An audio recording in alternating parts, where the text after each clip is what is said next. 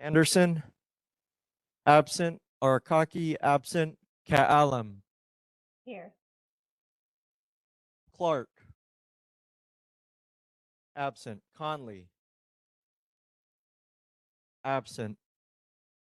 Ferguson, absent. Fitch, absent. Glenn, Higa, Imamura Uru, Maeda, Here. Mizusawa, Suji, absent, and Wood. Here. Chair, you have 7 members present. Okay. Hey, Honolulu Fire Department. Not here. Okay, moving on. Honolulu Police Department. Aloha. Keone Hong, Lieutenant with the Honolulu Police Department online. Going over the stats for the months of December compared to January. December, there were 8 motor vehicle thefts compared to 7 in January. Burglaries, there were 4 in December compared to 3 in January. Thefts, there were 26 in December compared to 22 in January. And car break-ins, there were 6 in December compared to 7 in January. Total cost for service in this area, month of December was 1,388, and January was 1,261. So just gonna highlight 2 cases that happened in this area. The first was a burglary of a residential area. Burglary of a residence in the ʻAiea area, in which a safe that contained cash, jewelry, and other valuables were taken.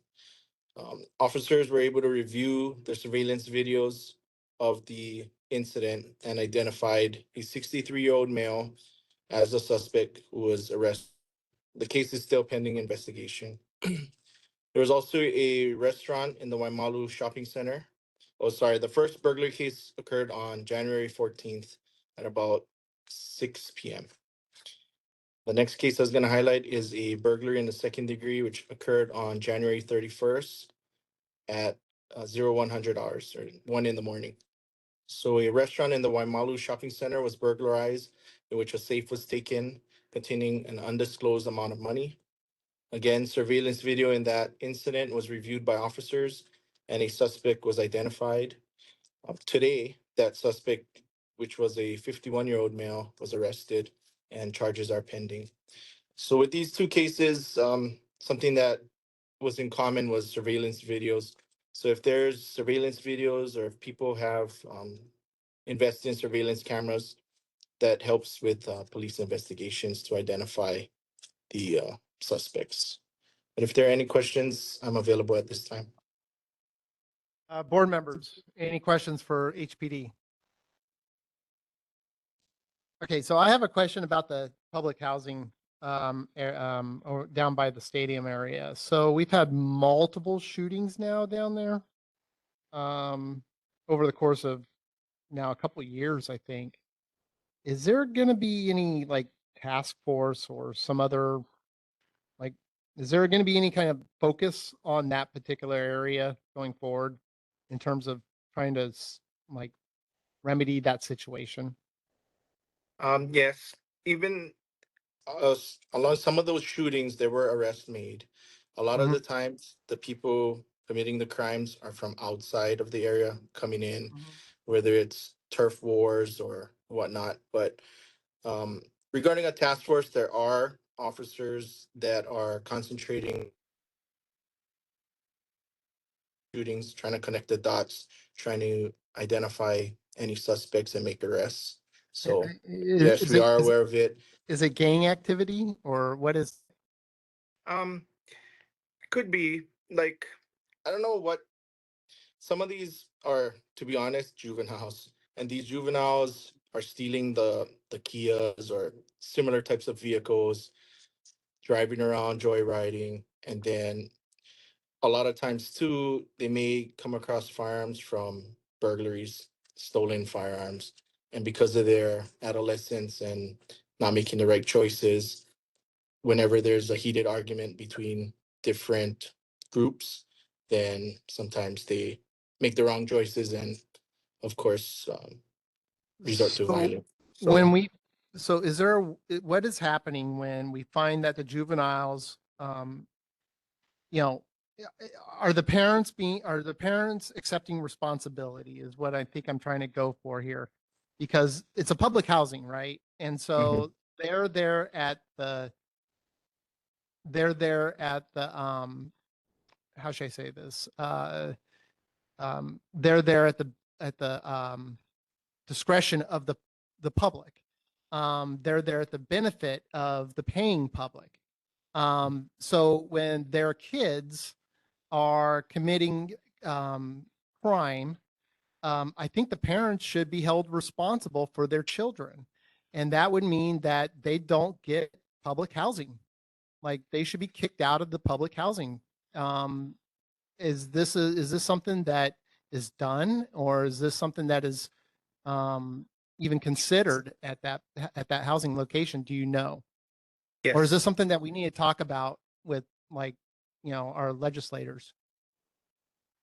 of course, there's more that can be done regarding that aspect, but I was assigned to Kalihi for 4 years, and there's a lot of public housings, and we did work closely with the Public Housing Authority in identifying the juveniles, also using that as one of the I guess punishments or repercussions, that if their children commit crimes, then the parents would be held responsible and their public housing benefits would be removed, which hopefully gets the parents on board to keep their kids more supervised. Okay. But yes, I know it is being done, but like I said, more could always be done. Right. Okay. So that is a ramification if their children are found to be committing crimes, that they could lose their public housing benefits. Yes, we did have discussions about that with the Public Housing Authority, and Okay. we don't enforce that, but that is something that was suggested. It's a suggestion right now, but it's definitely not enforced, is what you're saying? I'm not sure how, I don't have the statistics on how many of those juveniles who were arrested, Mm-hmm. whose families were eventually evicted because of it. I don't have those stats. Maybe someone from the Public Housing Authority may have stats. Yeah, maybe. I think that might be something we probably need to pull the string on, because lately we've been seeing is that's kind of like a focal point for a host of different types of criminal activity that's been occurring, right? Um, for example, down at Pearl Ridge Shopping Center, the kids from the housing project accosted some other children in your shopping center, right? And were and that they got arrested right down there. And then we've had other instances of shoplifting and larceny and a bunch of different things that have occurred, and it's all been from that particular housing district. So I kind of feel like that either there isn't some ramifications to those parents and their children, and they're just letting their children run rampant, yeah,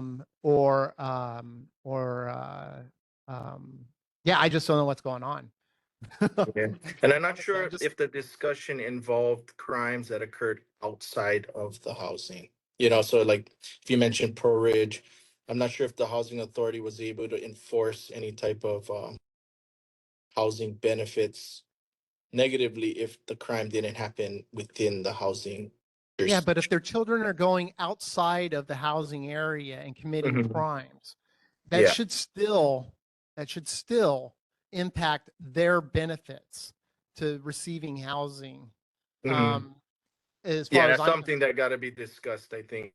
yeah, Just that yeah, gray area. it is a gray area. I think that's something that, yeah, I'll bring up with our state legislators and talk to them about as a because the parents should be ultimately responsible for their children and how their children Yes. conduct themselves in our society. And if this is a hotbed of criminal activity, which it is, because we continue to see these children continue to commit crimes, then we need to find a solution to that. And one of the solutions is active parenting. Yes. And so we need to, you know, do a kick in the butt on the parents. Basically, no better way to say it. Okay, got it. Okay, thank you. Thank you. All right, community members, any questions? Okay, nothing heard. All right, thank you. I would Yes. actually though, for you guys, I would Mhm. like you guys to at least start thinking about a task force or some kind of maybe like outreach program to those at that housing community area to like start focusing on those kids and trying to maybe not the kids or even the parents or whatever, I don't care. But something that shows that you guys are trying to resolve that issue because it is definitely becoming a problem. And it either it's causing crime at Forward Shopping Center, causing crime outside in the community, maybe not necessarily on the property, but and now we're seeing shootings by kids coming on there and shooting at each other. And so it's just escalating and it's causing problems all the way around. So, Yes. all right. Okay. Thank Yes, you. sir. Bye, Thank you. Ron. Thank you. Okay. All right. Moving on. Okay. City reports. Board of Water Supply. Good evening, Chairwood, members of the ʻAiea Neighborhood Board, and members of the community. I'm pleased to report that there were 2 main breaks only reported in this neighborhood board district last month. There was a 12-inch main break on Halawa Heights Road on January 9, and there was an 8-inch main break on Paihi Street on January 14. As far as general water announcement goes, Board of Water Supply has launched its 2026 poster and poetry contest. The poster contest is open to students in grades kindergarten through 6, and the poetry contest is open to grades 7 to 12. And this year's theme is Everyday Conservation. The deadline to enter is February 27, 2026. And for more information, please go to boardofwatersupply.com/WCW contest. Also, we have a Kawai Wednesday Instagram contest. So if you're ready for a quick conservation challenge, please join the Board of Water Supply on Instagram at BWS Honolulu tomorrow, February 11th at noon for water conservation trivia, and you may win a 35-gallon rain barrel and a BWS swag bag. And more information about this contest is available at boardofwatersupply.com/Kawai. That's it for my monthly report. Board members, any questions? Lawrence. They mentioned that the sewer rates are gonna go up this year. Is that starting from January as far as it being wrapped into the Board of Water Supply bill? Because it's all billed together, right? Yes, Water and sewer. yes, it is. But the sewer charges are actually under the jurisdiction of the Department of Environmental Services. But yes, as of January 1, the sewer rates did go up. There was a change in the rate. So our billing from Board of Water Supply, because it's all wrapped together, it's gonna go up. You will see the difference probably this month in your this month's water bill. Great, thank you. Yeah.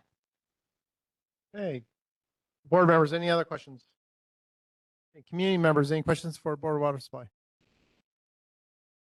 Okay, thank you, Tracy. Thank you for your kind attention. All right, Mayor's office. Good evening, Chair and Board and Community. Haku Millis, Director for Department of Design and Construction. Just confirming you guys can hear me okay, right? Yes, okay. I kind of have a lot to read, so I'm just going to get after it. This month's highlights from Mayor's newsletter, Kahuku District Park, and the proposed renovations celebrating Black History Month in Honolulu. Honolulu Fire Department celebrates 175 years of service. Ocean Safety Department's new Deputy Chief, Jimmy Barros. New off-leash dog park opens in Makiki.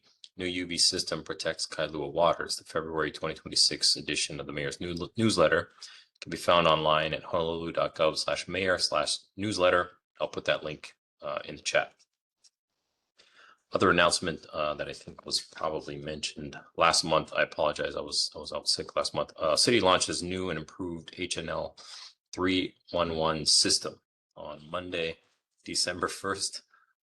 City launched a new and improved HNL 311 system, which our residents use to report issues, can use to report their issues in their communities that need to be fixed or addressed by the city. Residents can submit their requests for service via the HNL 311 mobile app, which is available on Apple or Android devices, or by visiting the website hnl311.com. The new HNL 311 system is more intuitive and easier to navigate, which means it has never been easier for residents to submit requests for service to the city.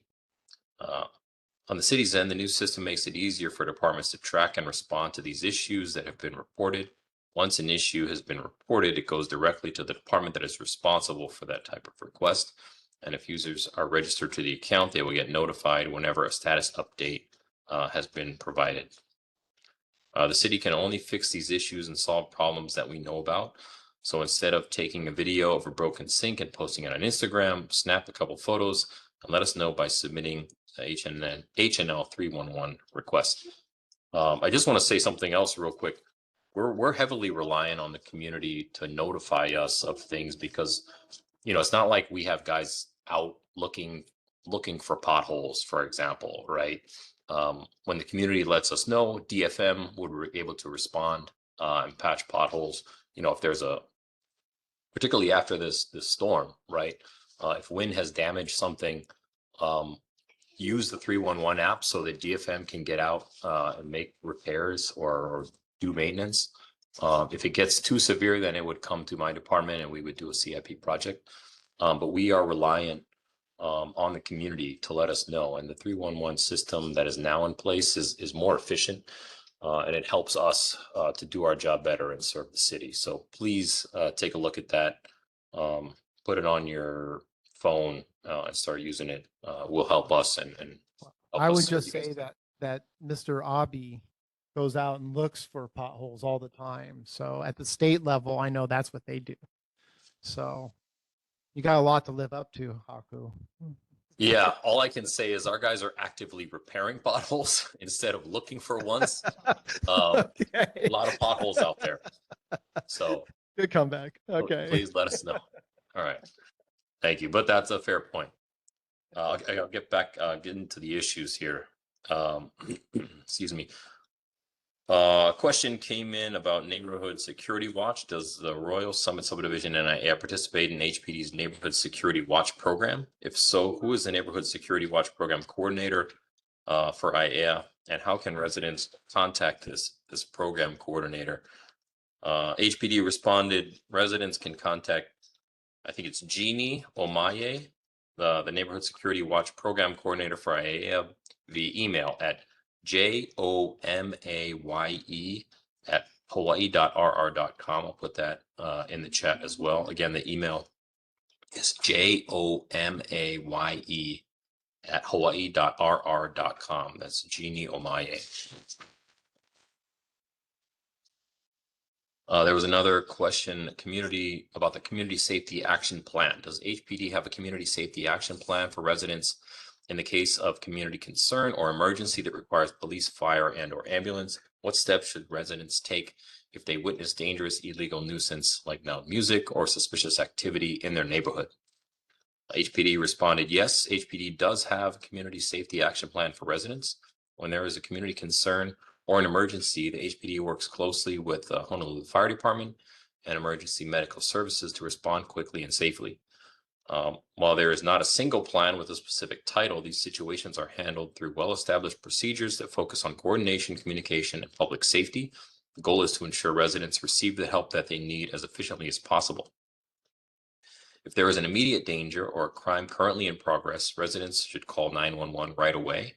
For non-emergencies like such as nuisance complaints, parking issues, loud music, residents are also encouraged to call 911 at the time of the issue, so that officers can respond while it's occurring and address it appropriately.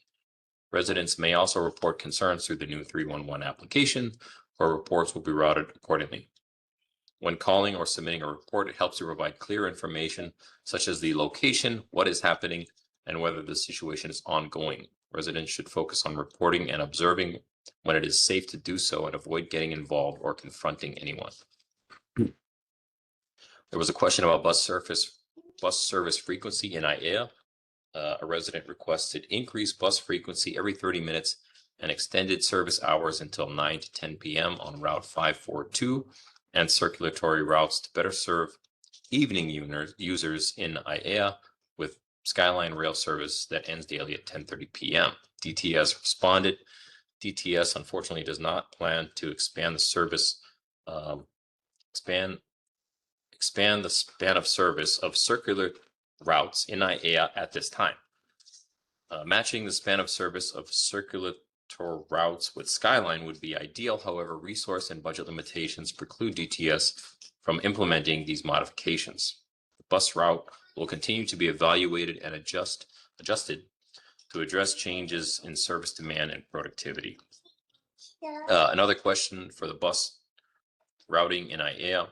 What was the ridership of Route A in August 2025 and September 2025? What are the plans to connect Route 53 or 54 with the Loa Stadium Skyline Rail Station? How can residents provide feedback or suggestions for the bus and Skyline? DTS responded. Route A average daily weekday ridership, August 2025, 6,114 boardings. September 2025, 7,124 boardings. For question 2 about the plans to reconnect. Currently, Route 53 connects to Skyline at Pearl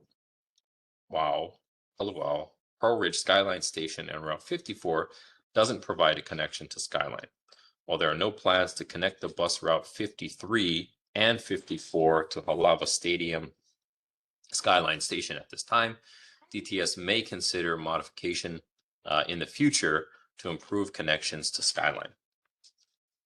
I think this is my last issue. There was a question of Keolo ʻAiea Ohana Park and dog parks. Does DPR have plans to build restrooms or create a new park at the ʻAiea Interim Park across from the ʻAiea Public Library? If so, what are the plans? Neighborhood Board 20 adopted a resolution to support a new park referred to as Keolo ʻAiea Ohana Park. What is DPR's response to the resolution regarding the use of dog-friendly parks in ʻAiea? DPR provided a pretty lengthy response, so I appreciate your patience as I get through this. At this time, Department of Parks and Recreation does not have an approved capital improvement project to build restrooms or fully develop a new park there.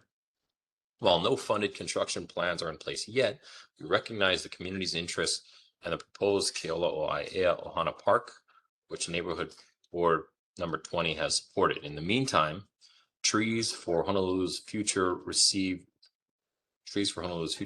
a $35,000 private grant to begin improvements by planting trees identified, in the 2017 ʻAiea Town Center Plan. DPR is part of a focus group working with Trees of Honolulu's Future and other stakeholders to help guide the vision for the site. These tree plantings are an early step, but we'll continue coordinating with the community and the board as future opportunities of park development are explored. Question number 2. For District 2, we are supporting additional on-leash opportunities where where conflicts with active recreation can be avoided. Halava District Park could be considered for limited on-leash use, restricted to non-playable areas and away from ball fields, multi-purpose fields, or spaces where people are actively playing. District 2 also sees potential for on-leash use at Makalapa Neighborhood Park and ʻAiea Interim Park, since the Interim Park currently has no permitted activities due to lack of restrooms. We will continue to work with the board and the department leadership to ensure that expansion of the dog park, dog-friendly access is balanced with safety and existing park uses. Thank you for your patience as I got through that. I think it's been a while since I've had a report that long. But that is my report. Happy to take any questions that you guys have. Okay, board members, any questions for Mayor's office? Okay, nothing heard. Community members, any questions? Ma'am?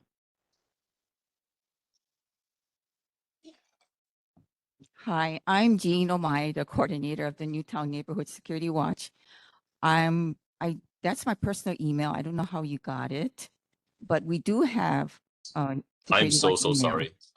I'm so sorry. That's the email that they provided to me. I'm so sorry. Okay. Who was it that provided that? This is a response provided by HPD. Oh, okay. Yeah. The security watch for our the email is Newtown secwatch@gmail.com. So that's the email that I would prefer be given out instead of my personal email. Thank you. Thank you. I sincerely apologize for that. All right. I will let them know about that. Okay. Any other questions, comments, concerns from the community? Okay. All right, Haku, thanks for your report. Much appreciated. Thank you, Chair. Thank you. Okay. Moving on. Councilmember Cordero's office. Like walking in? Okay, we'll skip her. Okay. Councilmember Okimoto's office. Okay, moving on. We'll skip both of them then. Aloha, sorry. I was just trying to turn on my video. This Okay. is from Councilmember Okimoto's office. I hope everybody's safe in that area and also at home watching. I just wanted to give a short report. Let me just get to my notes really quick. So sorry about that. Okay.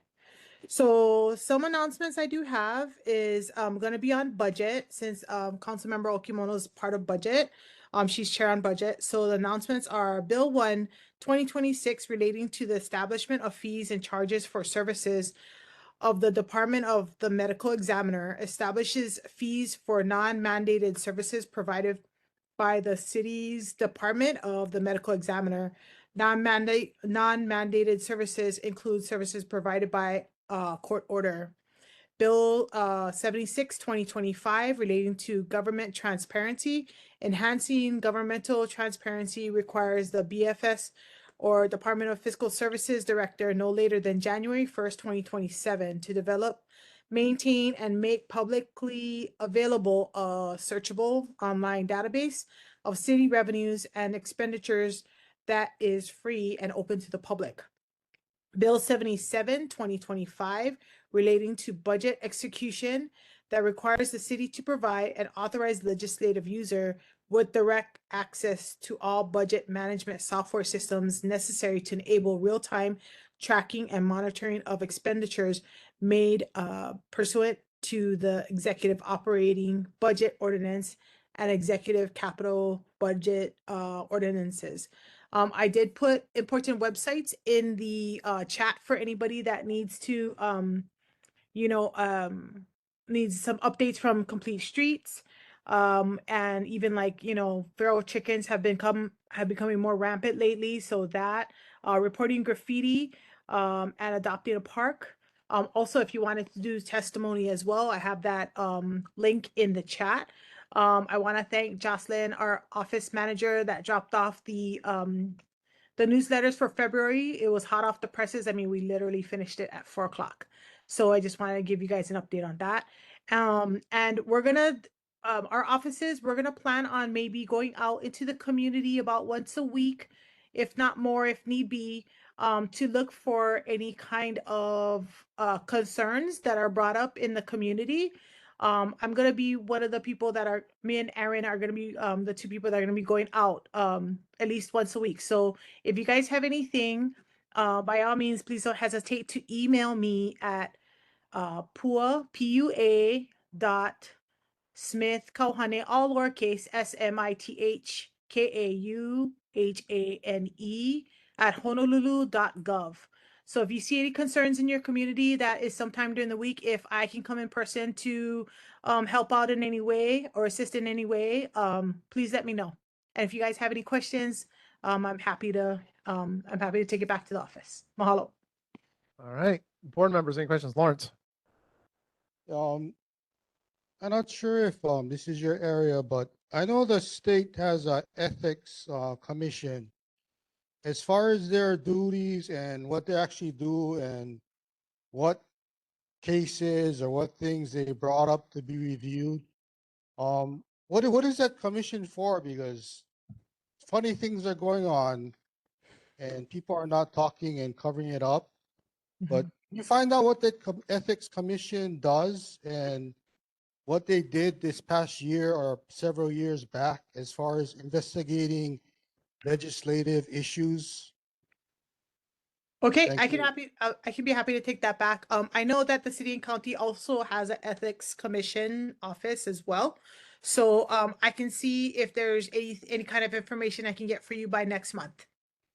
Happy to help. Thank you. You're welcome. Hey, board members, any other questions? Hey, nothing heard. Community member, Pam?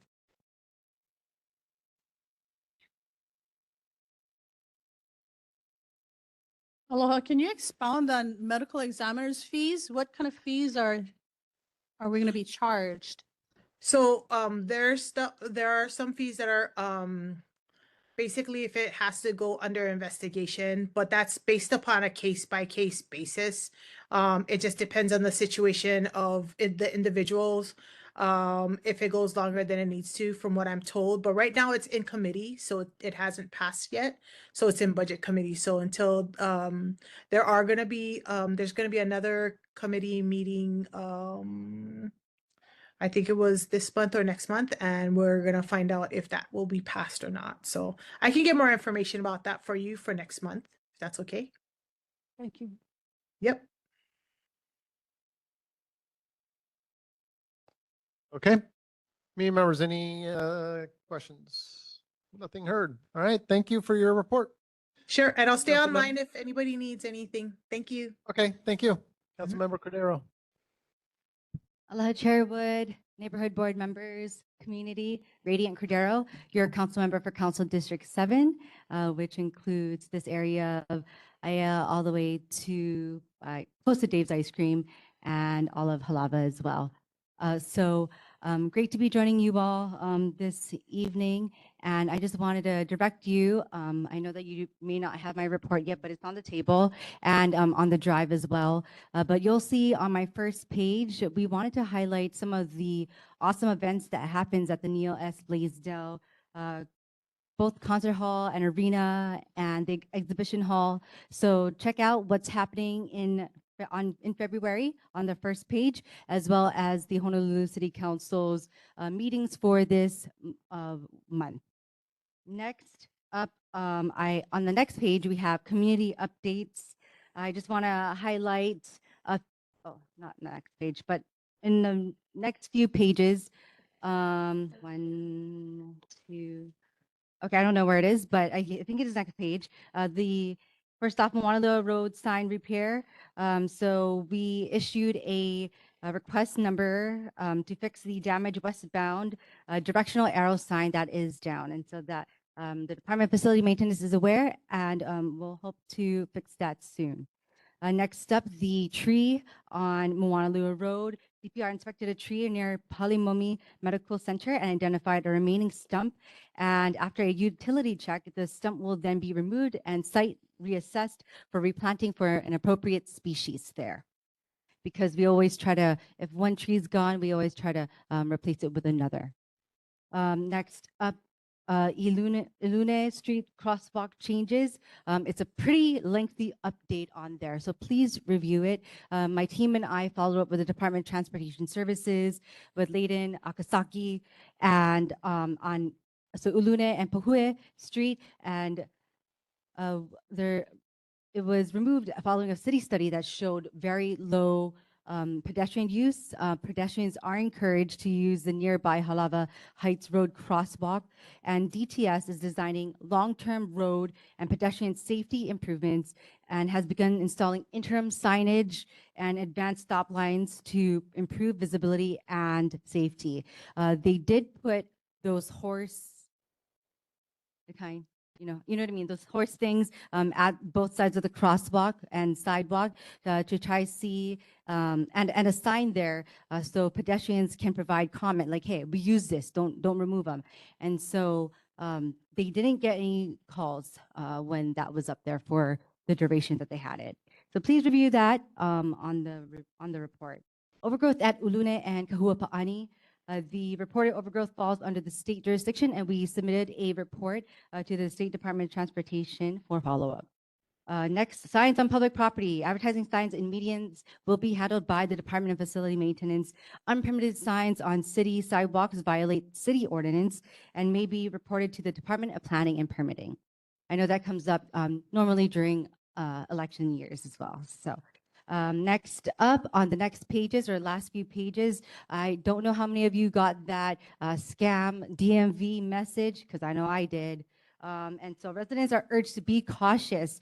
The city, the state, and especially the department, the Hawaii DMV will never request payment or personal information through text or email. So please do not click any links or respond. And if a payment was made, please contact your bank or credit card and credit card company immediately. Also, some friendly reminders on this report here. Please don't put plastic in your green carts. We send that over to the Hawaiian Earth Recycling, where I've been to and watched, and they definitely separate that. So let's make sure we keep those piles and green waste clear of any plastic or other type of general trash. And there are further updates here, but I just wanted to highlight that. And I do want to mahalo you all for letting me give you an update about the senior housing here. There was a request of the City Council Zoning Committee to lower the age from 62 to 55.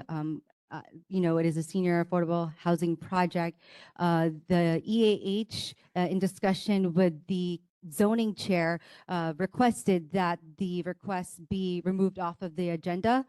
So the request is not being taken up yet or as of late. But we did get word that from the time that they made the request, there was about 22, 25 units open.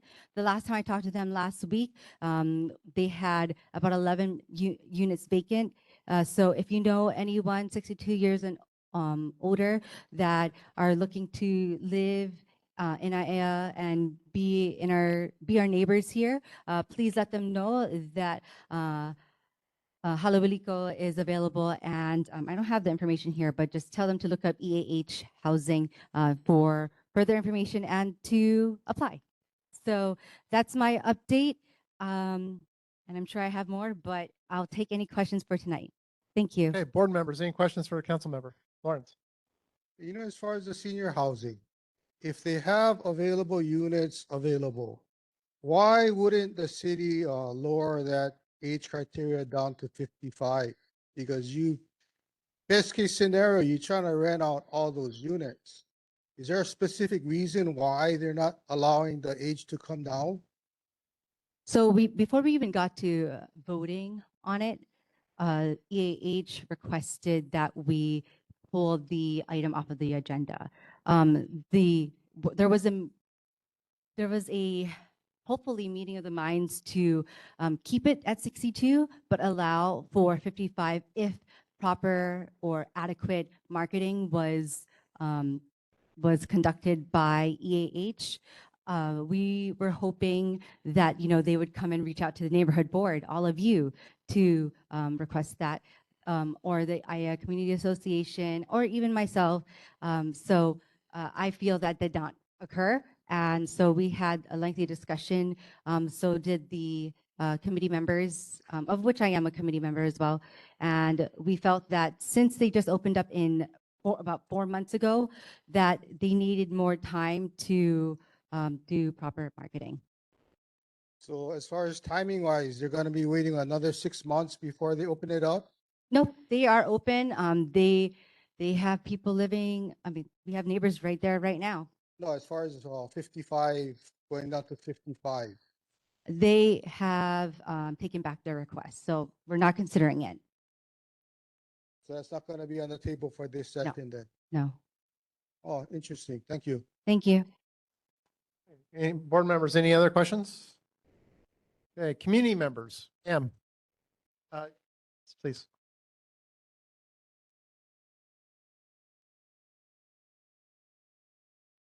Thank you for your update.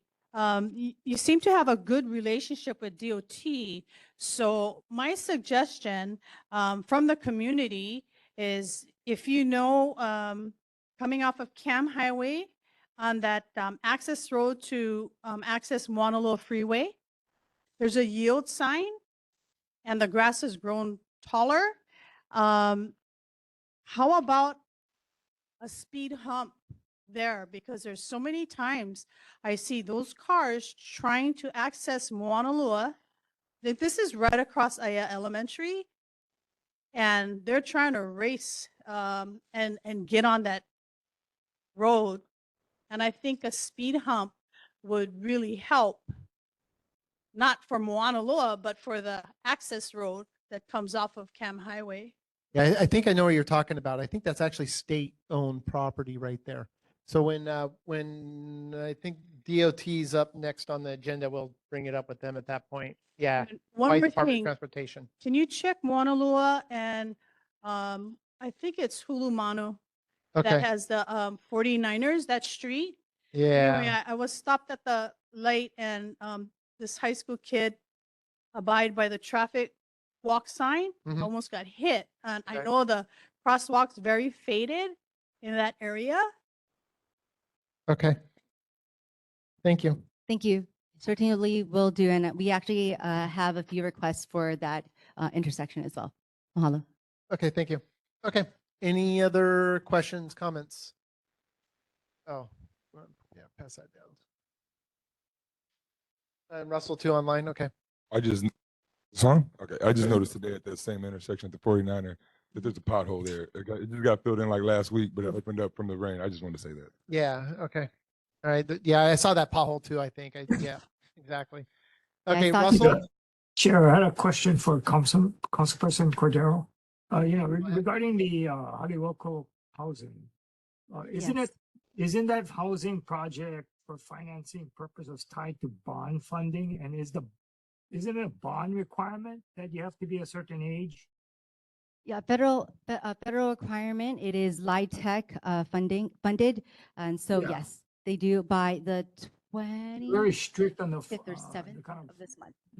recipients or people that live there, right? Don't they have age requirements? Age or income requirements? Yes. I didn't put it, I don't have it in front of me, but I did email the board the breakdown of the AMI, the area and median income, and how many units there are, and the type of units as well. We know does the that's- council even have authority to lower the age? Yes, it is a city property. Or you can without affecting the correct. bond? Right.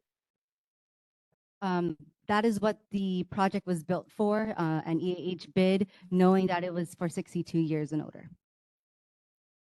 Yeah, that's what I mean. So do you have authority to go lower than age 62? Yes, we can. Yes, You But it can. needs approval. but it needs approval from the city council. Yeah. Okay, thanks. Thank you. Okay. Any other questions? Okay. Thank you, council member. Thank you. Appreciate it. Okay. All right, let's move on. Hawaii State Department of Health. Are they on? Good evening. Oh, there they are. All right. Good Hi. evening. Hi. Good evening, Chair Wood. This is Okay. Kaylee Aquaro. I'm the administrator for the Child and Adolescent Mental Health Division. We do have answers to the questions that were asked at last month's board meeting. We did provide you written responses for your drive, but I can quickly go over the things that I didn't have answers for at the time if you like, or folks can just have the document, whatever you prefer. No, I would appreciate if you just went over the questions that you weren't able to answer last month. Sure. Okay. So there was a request that someone from the Catholic Charities home attend the board meetings. We did make that request of Catholic Charities. They have declined to send a representative at this time. They did not feel that ongoing attendance has been beneficial. So we do support their decision. However, based on just the review of all the correspondence and documents, which you folks have, they have been open to requests and suggestions. They have made substantial efforts to address concerns, make improvements to the property, etc. So we respect their decision to not send someone here in person, but did just want to say that they have been open to ongoing requests and questions. Anything about that, or should I just run through them all and take Run questions? through them, please. Just Okay. continue on. Sure. There was also a question about the credentials of the staff that are on site at all times. Our service standard requires a minimum of 2 staff on duty per shift. We do not specify a credential level or role of the staff on duty. A qualified mental health professional, which is a licensed mental health professional, must be available at all times to provide clinical support to staff. We did review their staffing schedules and confirm that they're adhering to all staffing expectations and that all their scheduled staff members are actively credentialed. We did also note that Catholic Charities has also answered a number of questions about staffing. And so if you reference the document, we did include their email from last January, which also answers questions about staffing. So there's additional information from that January 30, 2025 email from Catholic Charities. The next question that was asked was about the paraprofessionals, who the live-in staff are, their credentials, kind of a similar question. As I mentioned, CAMD did complete an audit of their staffing schedule. We have no concerns about the staffing levels or supervision. They do meet our standards. There was also a question about the Community Safety Action Plan. This, I think, may be just potentially a misunderstanding. So our contract does not include a provision that requires them to have a community safety action plan.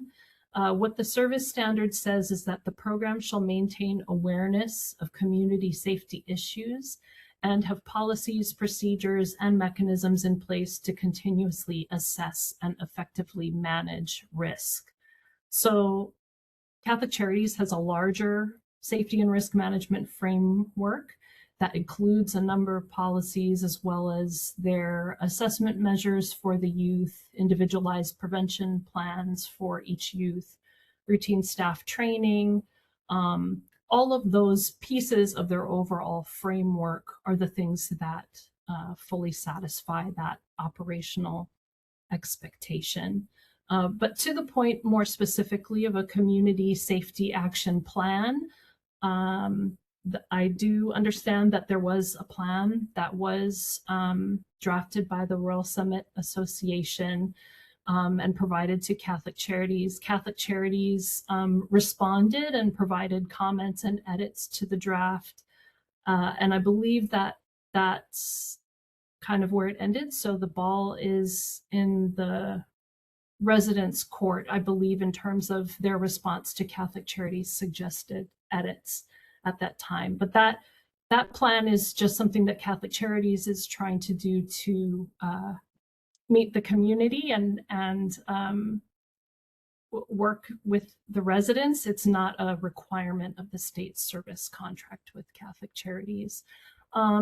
Additionally, for other information about neighborhood safety, I would refer folks to the memorandum for record dated February 1st, 2025, where the neighborhood board did actually speak to folks in the previous location of the program and actually did some extensive legwork to try to answer some of those community safety questions. So that document is in the drive as well.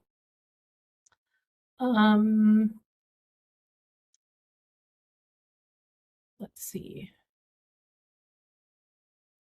So we talked about the community safety action plan already, so I believe that's part of the same thing. The final question was, do the live-in residents have multiple jobs? Do the caregivers at the residents have secondary jobs? So the therapeutic residential manager, Hal, who I believe many folks have met, he oversees the daily operations and the clinical integrity of the home.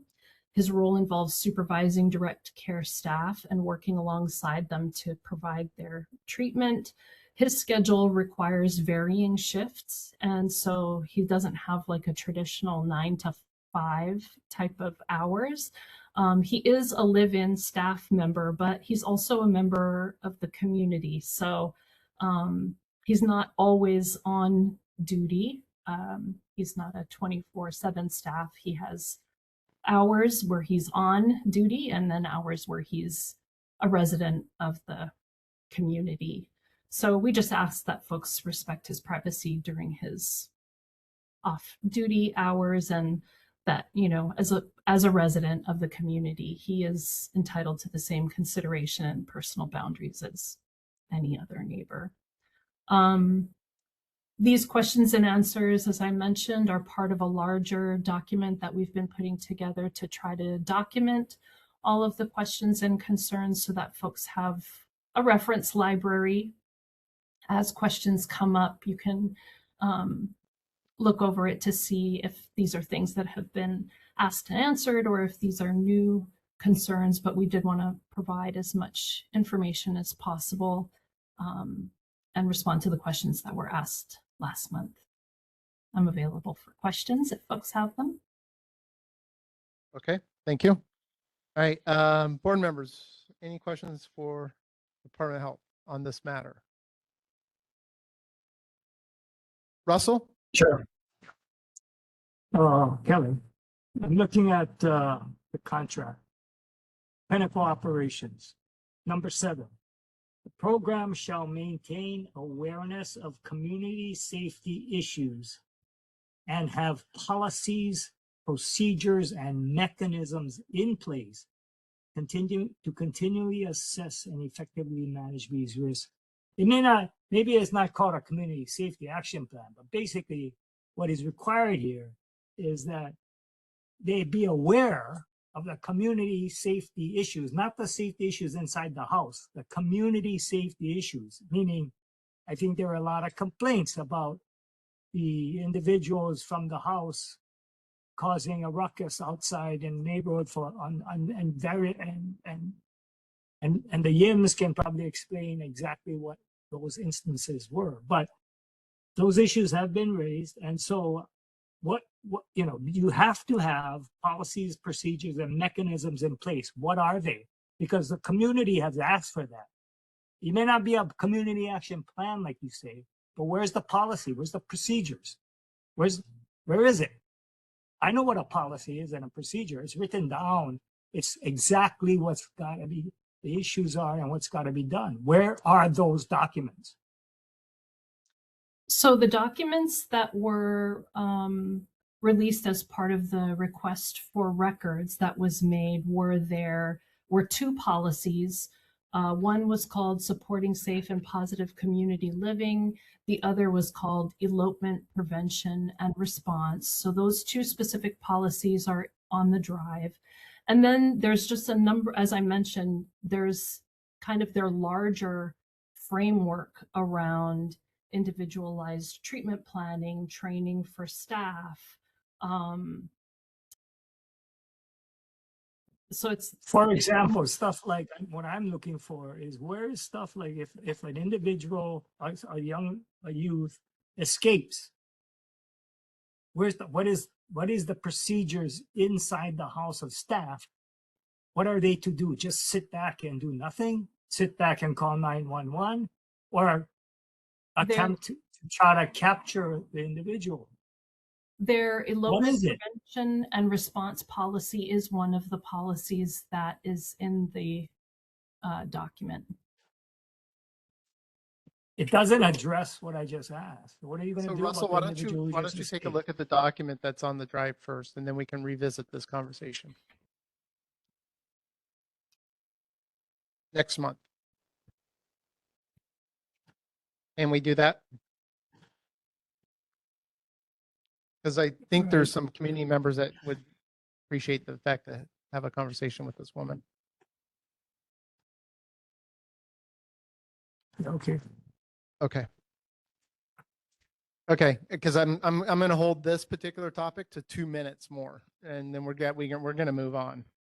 So I want to try and get some of these community members who are standing around here to have their moment in the sun. So, okay, so read that document, Russell, and then let's have this conversation again. It's on the share drive, so let's do that. Okay. Yes. All right, ma'am. What I share know drive are wanna you say- referring to? The neighborhood board share drive? Yeah, it's on the neighborhood board share drive. There's a folder specifically for this where all these documents are residing right now. Okay, ma'am, go ahead. The police came to the ʻAiea facility 13 times in 4 months. What's going on? How do we feel safe when there's so much police involvement? You said, I'm sorry, you said that the police were at the home 13 times? In 4 months.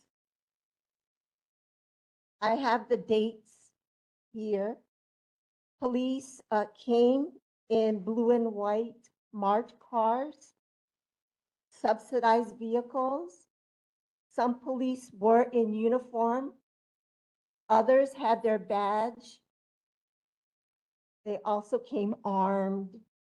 We have video to support this. This is the kind of program that is in our neighborhood. Thank you. You mentioned the elopement procedure, so we looked at it and we had some questions. If a youth walks off, there's a procedure where the staff walks with him, but we're wondering what if the youth runs? So the person will run with the youth and try to talk him out of it. And the next one is, it says that they will follow them to the bottom of Royal Summit, and then I guess they'll call the police. But we're wondering what if they go above Royal Summit, because you can go down or up, and there are side streets too. So we want to know the procedure for that. Where is the boundary? And we wanted to know when 911 would be contacted for runaways. And there are 2 staff members for 4 youths. So what if all 4 decide to run away? What's going to happen because there's only 2 staff members? So that's our questions for the elopement procedure. Okay, thank you very much. Okay, hello. I'm gonna talk about HER, Hawaii Administrative Rules 11-98-10, small e, number 4. Okay, the minimum standard for licensure, administrative, and organizational plan of a special treatment facility is to have procedures for handling complaints and grievances expressed by residents, persons, or agencies responsible for residents and the public. Okay, previously, Justin from the Office of Healthcare Assurance instructed us to forward any public complaints to jessica.chambers@doh.hawaii.gov. We recently received notification from Justin that the procedures to file a complaint has changed. Okay, your contract, DOH contract's scope of service under this program states that this facility provides 24/7 care and supervision of the youth. It further states that staff shall always be in attendance whenever youth are present. Okay. please provide us Department of Health's written official procedures on how, what, where the public can submit evidence to the Department of Health for investigation purposes when youths are unsupervised and walking on the streets in the community, which may result in a violation of their special treatment facility license and non-compliance issue with their Department of Health contract. What are the consequences for license violations and non-compliance with terms of the contract? Go ahead, Randy. Hello. My question to Kaylee. We live in Royal Summit, but do you know that Royal Summit is part of a HOA, Newtown Association? Because every time you seems to write something, it says Royal Summit, but we're part of a HOA. I want to make that clear. And thank you, Steve Wood, for the memorandum of record. But I don't think, but are you guys relying on that for all your evidence, a lot of your evidence? I mean, I thank Steve for working with us, but I had a concern because when we guys first presented to ʻAiea Neighborhood Board and NECA, Newtown Association, it was a totally different operation that they provided to us. You can review the tapes or you can check out NECA. I'm sorry, when you say it's a totally different operation, do you mean that the program that's in Royal Summit is different than the program that was being run in Nu'uanu? No, the program that they presented to us. And we're not clear on what you ran in Nu'uanu because that didn't include a certificate of need. I think there was some kind of act or something that changed. So we have no proof. An example, they presented how as going to be there, the 24/7 security guard or resident manager. And because of him, nothing has happened. Okay. But Hal's not there all the time. That's all I gotta say. Thank you. Yeah, I think that, the residents here, they're saying 13 times they've had HPD show up in 4 months, and we know that Hal's got extracurricular activities going on. We know he has a second job, okay? Possibly a third job. And I understand he has a right to time off and he has a right to do what he needs to do. But I think the house needs to be set in order first before he starts focusing on extracurricular activities, and clearly the house is not in order yet. Okay. So maybe DOH needs to have a discussion with Catholic Charities to get the house in order first before, I wouldn't have an issue with Hal doing other things if the house is set in order first. Okay. But clearly the house is not set in order if HPD is showing up 13 times in 4 months, Well, I do know that the program works with HPD and they do sometimes come to the home to provide different in-services and things for the kids. So, but it sounds like what you're saying is that there were 13 complaints made to the police that they had to respond I've seen to? pictures of kids being pulled out there in zip ties and handcuffs. So I don't think it's them doing outreach program. Okay.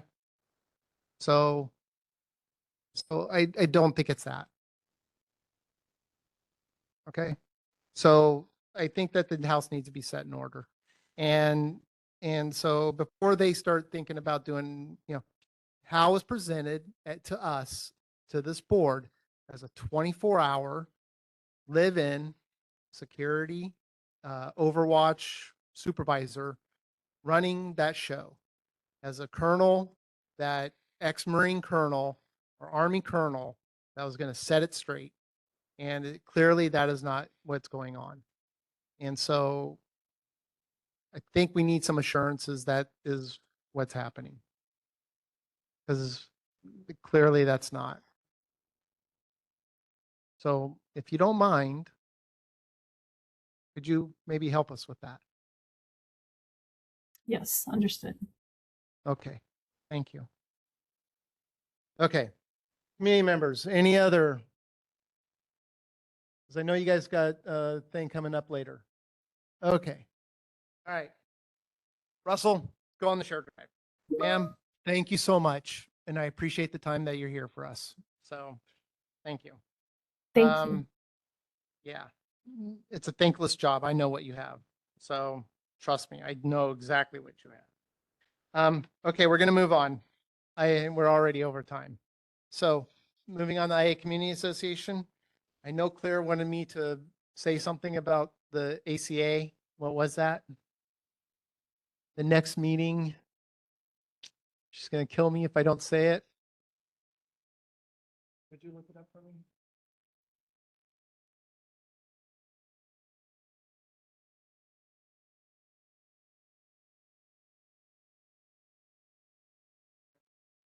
Okay. Chair Wood, it's on the 24th of Tuesday. Okay. Next meeting, 24th, Tuesday. Right here at ʻAiea Public Library. Okay. There. Now she won't kill me. Okay. All right. Moving on. Hawaii Department of Transportation. Hi, Shelly Kunishige, Hawaii Department of Transportation. I'm sorry, not there in person, but I've caught a cold, which is, well, I'm not going to turn on my camera. I'm going to spare you the spectacle of my face right now. But just wanted to hit really quickly that our general procedures for pothole and vegetation, because what Casey Abe was doing was a little bit more specialized service. So in general, for maintenance, we run on a 5-week cycle, and we have four maintenance inspectors for the island, and they go out and verify any reports that we receive through either our pothole hotline, which is 841-6714, or from complaints that come in through the public affairs office. But moving on from potholes and vegetation, we do have several big projects on the H1 and H201 corridors. And I wanted to give a quick reminder of the continuous weekend closure that we're going to have on the H1 eastbound between between Middle Street and the Likelike exit, because that will be during Valentine's Day weekend. And it's not because we want to ruin everyone's date nights, but we do need to connect the large water main in order to complete our project, which is to widen the H1 eastbound at that choke point. So if you haven't seen it, from 9 p.m. on this Friday all the way through 4:30 a.m. Monday morning, we're going to be closing about, let's see, I think we're closing 2 lanes. So we're closing 2 lanes of the H1 eastbound at that point. So that is 2 out of the 4 lanes, not including the merging lane. And then also another quick update. So we have that Ola Lane project, which is one of our big ones. We also have the H1 Salt Lake rehabilitation, which closes several lanes of the H1 between the Kaimakani overpass and the exit 15 off to Pearl Harbor, Joint Base Pearl Harbor. That project was initially supposed to be completed at the end of last year, but due to weather delays, we're now looking at, I see an estimated completion date of February 2026. However, I know they missed the last 2 weekends of work, so that will probably be pushed out a little bit more.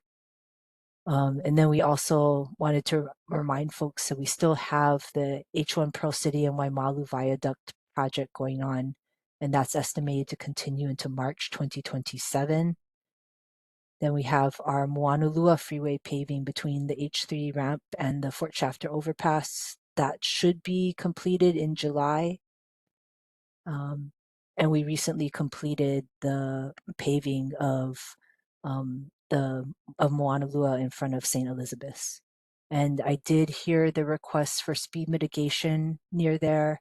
And what we typically do in that case is have our traffic section.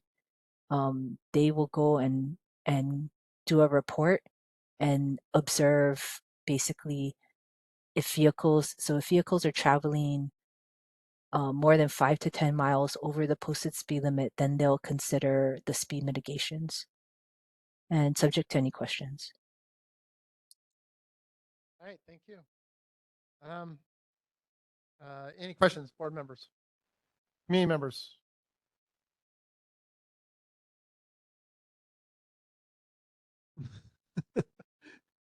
We could just move the mic over by you if you want. Yeah. So That was from the speed mitigation from Cam Highway going eastbound. I'm trying to catch the Moanalua Freeway. I think, yeah, you're going to catch plenty of people going 30 miles over the speed limit to merge. You know, they don't even listen to the yield sign. yeah. So I think that's a good idea to have a speed hump or bump or whatever you call it. Okay. I know which one you're talking about. Okay. Okay. Thank you. You know which one she's talking about, yeah? So you're talking about Kamehameha Highway, the on-ramp to Moanalua by McGrew? Yeah. So when you're, yeah, that one. Yeah. Oh, Okay. no. The merge, right? Yeah. By the stadium right there, right? Okay. Yeah. So the Moanalua extension, if So you're going on Cam, okay, and you're merging onto the Mauna Lua freeway, right by the stadium. okay, And then so you're there's like a coming, yield sign right there. got it. So you're coming up Kamehameha Highway from like Arizona area. Yeah, from the and then- Arizona. okay. Yeah. Got it. Yep. Okay, I'll put in that request. Okay, thank you, ma'am. Okay, good. Cool. Okay. All right, moving on. Pearl Ridge. David. Chair Wood, members of the board, community members, good evening. My name is David Chinelli. I'm the general manager at Pearl Ridge Center. Wanted to mention two new stores. FAM Hawaii opened in the former Icings location near Arby's. They opened over the holiday, actually. And Nakoa, which will open on or about March 1st in the former Kalena store right outside of Ross.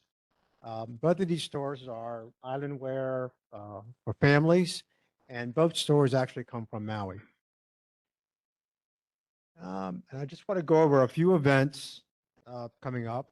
The 74th Cherry Blossom Festival will be held on February 14th from 12 p.m. to 2 p.m. in our Mauka or Uptown First Level Center Court. Chinese New Year celebration will be February 28th from 10 a.m. to 2 p.m. And that will be in both Mauka and Waimakai areas or uptown and downtown. And of course, this celebrates the Lunar New Year. Blood Bank of Hawaii Fearless Friday's Blood Drive, a lot to say there, will be held on March 13th from 12 p.m. to 6 p.m. at our Mauka parking lot. And although it seems like Santa just left, the Easter Bunny is right around the corner. For those of you that have children and grandchildren, Easter Bunny will be available for photos between March 14th and April 4th. Times to be determined, and that will be at our Waimakai second level center court. And finally, something that we're very proud to host, the Moanalua Middle School band performance will be held on March 24th between 5 p.m. and 5:45 p.m. Mauka First Level Center Court. And I'll certainly entertain any questions. All right, cool. All right, any questions for the Pearl Ridge Shopping Center? All right, community members, any questions? I got a question, David. Is there more of an opportunity to get more like middle school bands and high school bands to perform at the Have you been doing any outreach to them or So I can't, more opportunities for like the middle schools and high schools to perform at Pro Ridge? yeah, I mean, we do several schools throughout the year. Uh-huh. And are open to any schools that want to contact us. Okay. We have the time, we have the space, and we really enjoy hosting them. Okay. All right. All right. I'll see about maybe ʻAiea high school and middle school and stuff coming too. Okay. Thank you. Oh, there's Lauren. Oh, Lawrence, go ahead. Hey, this past week with the high winds, one of your tents by Sears got blown partially onto Kamehameha Highway. Is that tent owned by Pro Ridge or is that a private vendor? Because had some people out there taking the tarp off and pulling the framing back on the sidewalk. But the at the tent area with the Yeah, you know where they have those food trucks? Oh, They yeah, left yeah, the- yeah. They left the tent up, I guess, over the weekend with the high winds. That tent and the frame got pushed onto Kamehameha Highway. So I seen a couple of guys taking down the tarp and trying to pull it back, but is that Pro Ridge's tent? So that is a vendor of ours. That's part of the Saturday night market. And we did have an issue with that, with the high winds and brought people out right away to try to pull it back. That's the first time it's happened. But that is a vendor of ours, yes. So as far as those tents, is it permitted? So it has to be tied down? Yeah, we have very strict specifications. I think the sandbags are 35 to 40 pounds that like weigh those down. As I said, this is the first time that's ever happened. Okay, thank you. Thank you. Okay, community members, anything for Pro Ridge? Going once, going twice? Okay, let's move on. Okay, thank you, David, for your report. Okay, Stadium Authority. Hi, good evening, Tara. Good evening, board members. Thank you. Quick update. Okay, so I'll go over swap meet first regarding Aloha Stadium. So we did have our Skyline event that was held on January 18th, and this was in partnership with DTS. We had limited edition holo cards, so I want to thank everyone in the community and beyond that came out. People were lining up at 7 a.m. at the Halava station to get their limited edition card. We gave away 300 cards within 45 minutes. We also had stadium memorabilia that they were able to purchase. Vendors at the swap meet had mystery bags. Those who had their holo cards got in for free that day. So it was a really great event. So, thank you to the community for supporting us with that event. Also, Ulupono Initiative, and of course, DTS. So we really are moving forward in 2026 to do a lot more partnerships with the rail station, which, makes sense since we're right there with each other. So that event happened. Also, a couple things within the swap meet, we did launch our new photo op selfie stations throughout the marketplace. So about 6 months ago, we had a contest where we asked artists to create something using pieces of the stadium. The winning artist actually took the seat frames from the inside the stadium and he created a 6 foot, 800-pound pineapple. So that has been relocated into the swap meet area in our Ho'okipahale. So you can come take a photo, again, memories of, the stadium being repurposed. We also had artists repurpose recycled materials from our stadium concourse. So we have a Mauka to Makai, and these are just different landscapes, animals that you can, of course, take your photos with. Upcoming events, we have our traditional lion dance on March 1st. And again, this is with the same lion dance association that we have used for years, which is the G Young Martial Arts Dragon and Lion Dance Sports Association. So they will start this year. It's a little bit different. We're going to be starting off in the Ho'okipahale area at 9:30, and then they will make their way through the marketplace. So this is something not only for the vendors, but also for our shoppers to enjoy. So we're looking forward to that. In regards to swap meet, my final update is I would like to confirm we did have to close this past Sunday due to the weather. We made that decision at 9 o'clock. We did have about 60 vendors that braved the weather, showed up. A little over 1,000 shoppers, which I was amazed that they came out to brave the weather. But just based on the wind situation and the safety of not only the vendors but the shoppers, we did decide to shut down the swap meet. So that did take place. Saturday we were open to our normal hours with just a little bit of rain going on for that day. In regards to the NACID project, Stadium Authority, all of our staff members have completely moved out of the stadium. We have been in our new stadium district trailers for about 2 weeks now. So that is still on property. It's in the lower Halava section closer to Ice Palace across from the Starbucks area. So that is where we are now hubbed and located. Hawaiian Dredging has secured the stadium and they will begin to start work shortly. You'll see all of the black fabric has gone up, as well as all of the wood frames have gone completely up around the stadium. So you can see if you ever come to the swap meet that we do have all of those framing up. We are working with community artists as well as the State Arts Foundation to really get those boards decorated. We should be reaching out to some of the ʻAiea community members to help us kind of decorate those boards moving forward. Heavy equipment, as Chris has mentioned in the past, this is our Valentine's Day gift starting February 13th. They will be bringing in the large crane. You will start to see that with the dismantling starting in March. I would also like to share the Master Development Agreement, which is one of the larger agreements, should be completed shortly. Out of the 3 agreements that were still outstanding, this is the biggest one. So we're very excited that this will help move the project forward. And we're looking for the other 2 agreements.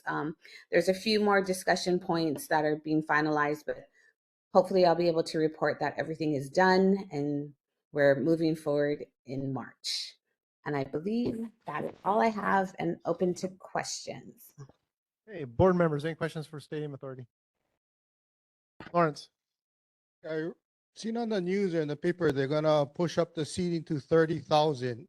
Is that including bleachers or all the seats are gonna have cup holders? So we haven't actually seen all the renderings yet. We're very excited, with this new development for AHDP to present this. They do have to still bring all of their concepts and drawings to the board.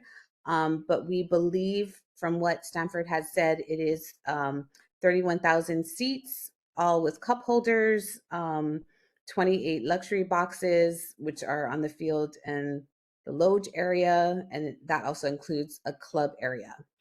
So I believe he's going to do all seating, but we have not seen that yet. So until he presents to the board the updated renderings, I won't be able to share that. So I'm hoping in March, April, depending on when he can share that with us, that we'll be able to share that with everyone.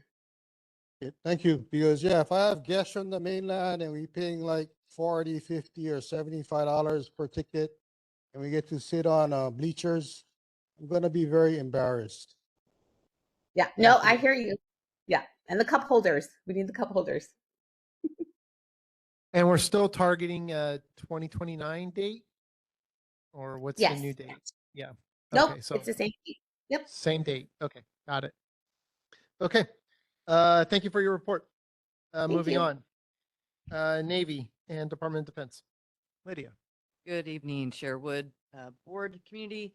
I sent my report earlier, so I'll hit some highlights, and then Joanna Delphin from NCTF Red Hill should be online to address some issues. I left some copies of the weekly Mo'olelo up front, so if anybody's interested, our regular offering of, if anybody's interested in the Saturday ship tours or the community white boats, the next white boat is on Thursday, February 26th at 4 p.m. Community volunteer work, we have a lot of our folks, civilians, military, family members who like to do volunteer work. So if you have events that you know of that need volunteers, let us know and we can certainly get that information out. This is an even year, 2026, so RIMPAC will be happening this summer. I don't have the dates or the details yet, but we will provide that to you when we can. Also, a Hawaii Navy Week is planned in March from about the 8th to the 15th, starting in Hilo, coming to Honolulu, part of the Honolulu Festival, and we'll share more details. Gosh, it'll be, yeah, next month, so we may be in the middle of it by the time we get there, but we will send info to you all to share with the community.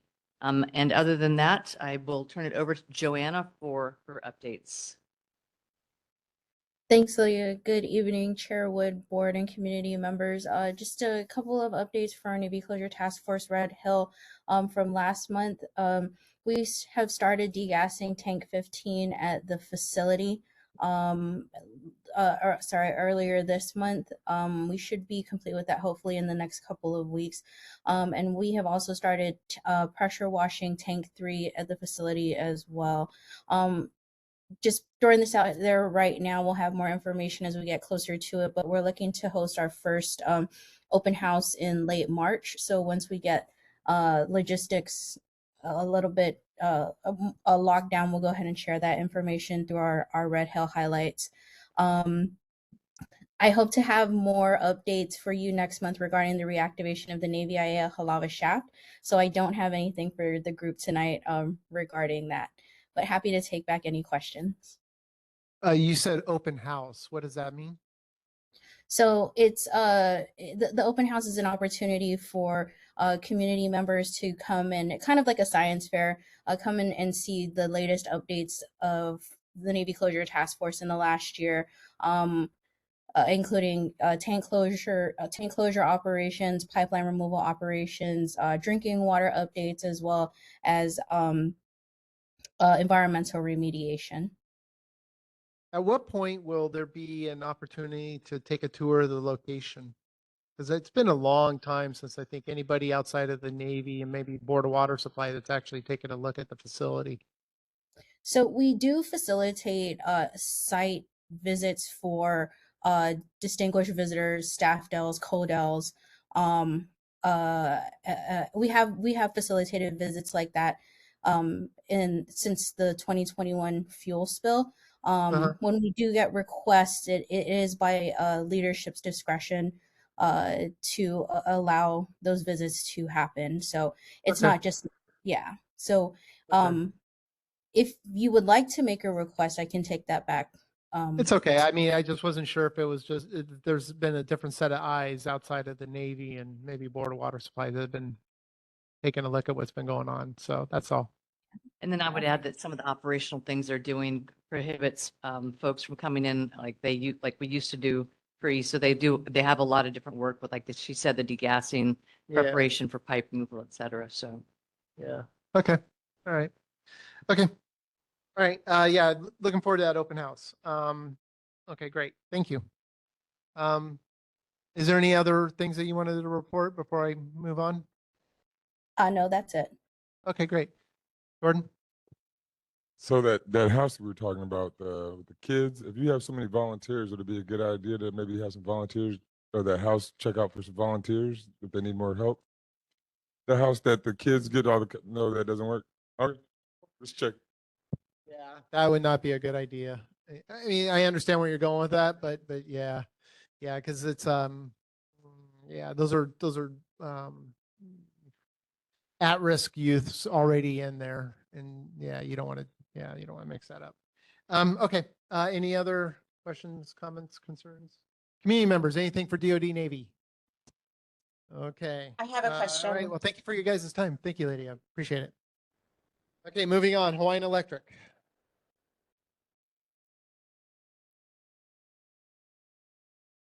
Aloha, board members, community members, Kurt Sue from Hawaiian Electric. Thanks so much for having us at tonight's meeting. I believe for this portion of the update, the board had requested community updates, an update on the repowering of ʻAiea Power Plant. and other items. We did have a town hall in December, so thank you to the ʻAiea community and Pro City community members who joined us for that meeting. Main purpose of that meeting was to update the community on what's happening with the Waiau power plant. So we are working to modernize the facility. We have an application with the Public Utilities Commission, and that meeting was an opportunity to solicit more comments from the community as we continue to advance in that project. So it is moving along. We are moving forward to pursue that repowering to modernize the system there. At that meeting, we also opened up for just general community questions and concerns. Board Member Higa had some questions about battery storage facilities, which I'm also here to share information about. With regards to power outages, we are making upgrades in the ʻAiea community. And we do apologize for the outages that have been occurring, most recently with the winds and bad weather that we've been experiencing. We currently on Oahu have about 650 outages right now, and we're still working to restore power over the really bad high winds that we experienced these last few days over the weekend. And previously, earlier in the week, we had a Kona wind storm on Monday, and so that impacted ʻAiea as well. As far as the outages, the combination of things, when they do happen with the high winds, it's usually due to the system tripping or our substations switching off so that it doesn't create ignition. And so that's part of it. The other, what would happen in blue sky days, we've been having what's known as cable faults in underground cable. So happy to report that we are working to address those underground cable faults that have been causing outages in ʻAiea. We have 2 projects currently underway.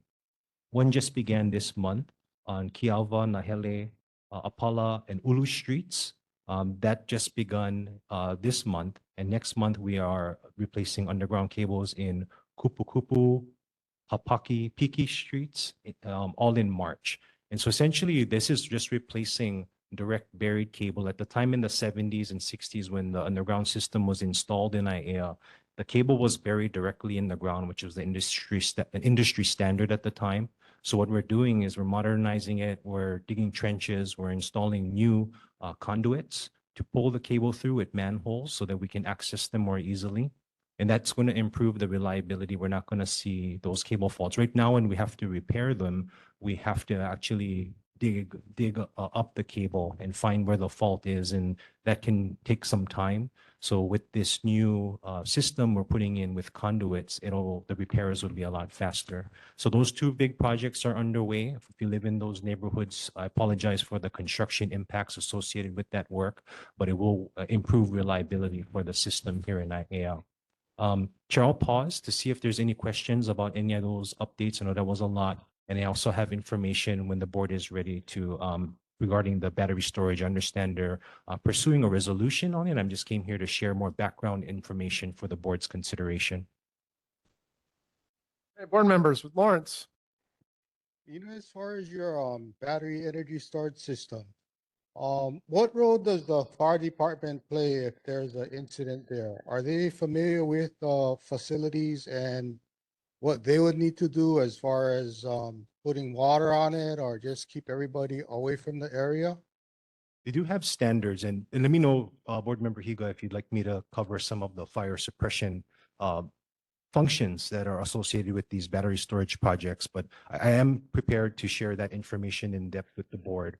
But essentially, the fire department is prepared to respond to those facilities. One of the requirements that I brought in this handout that's available if anybody's interested is they're required to have fire hydrants that are accessible for the fire department and accessible routes for firefighters to access the facility.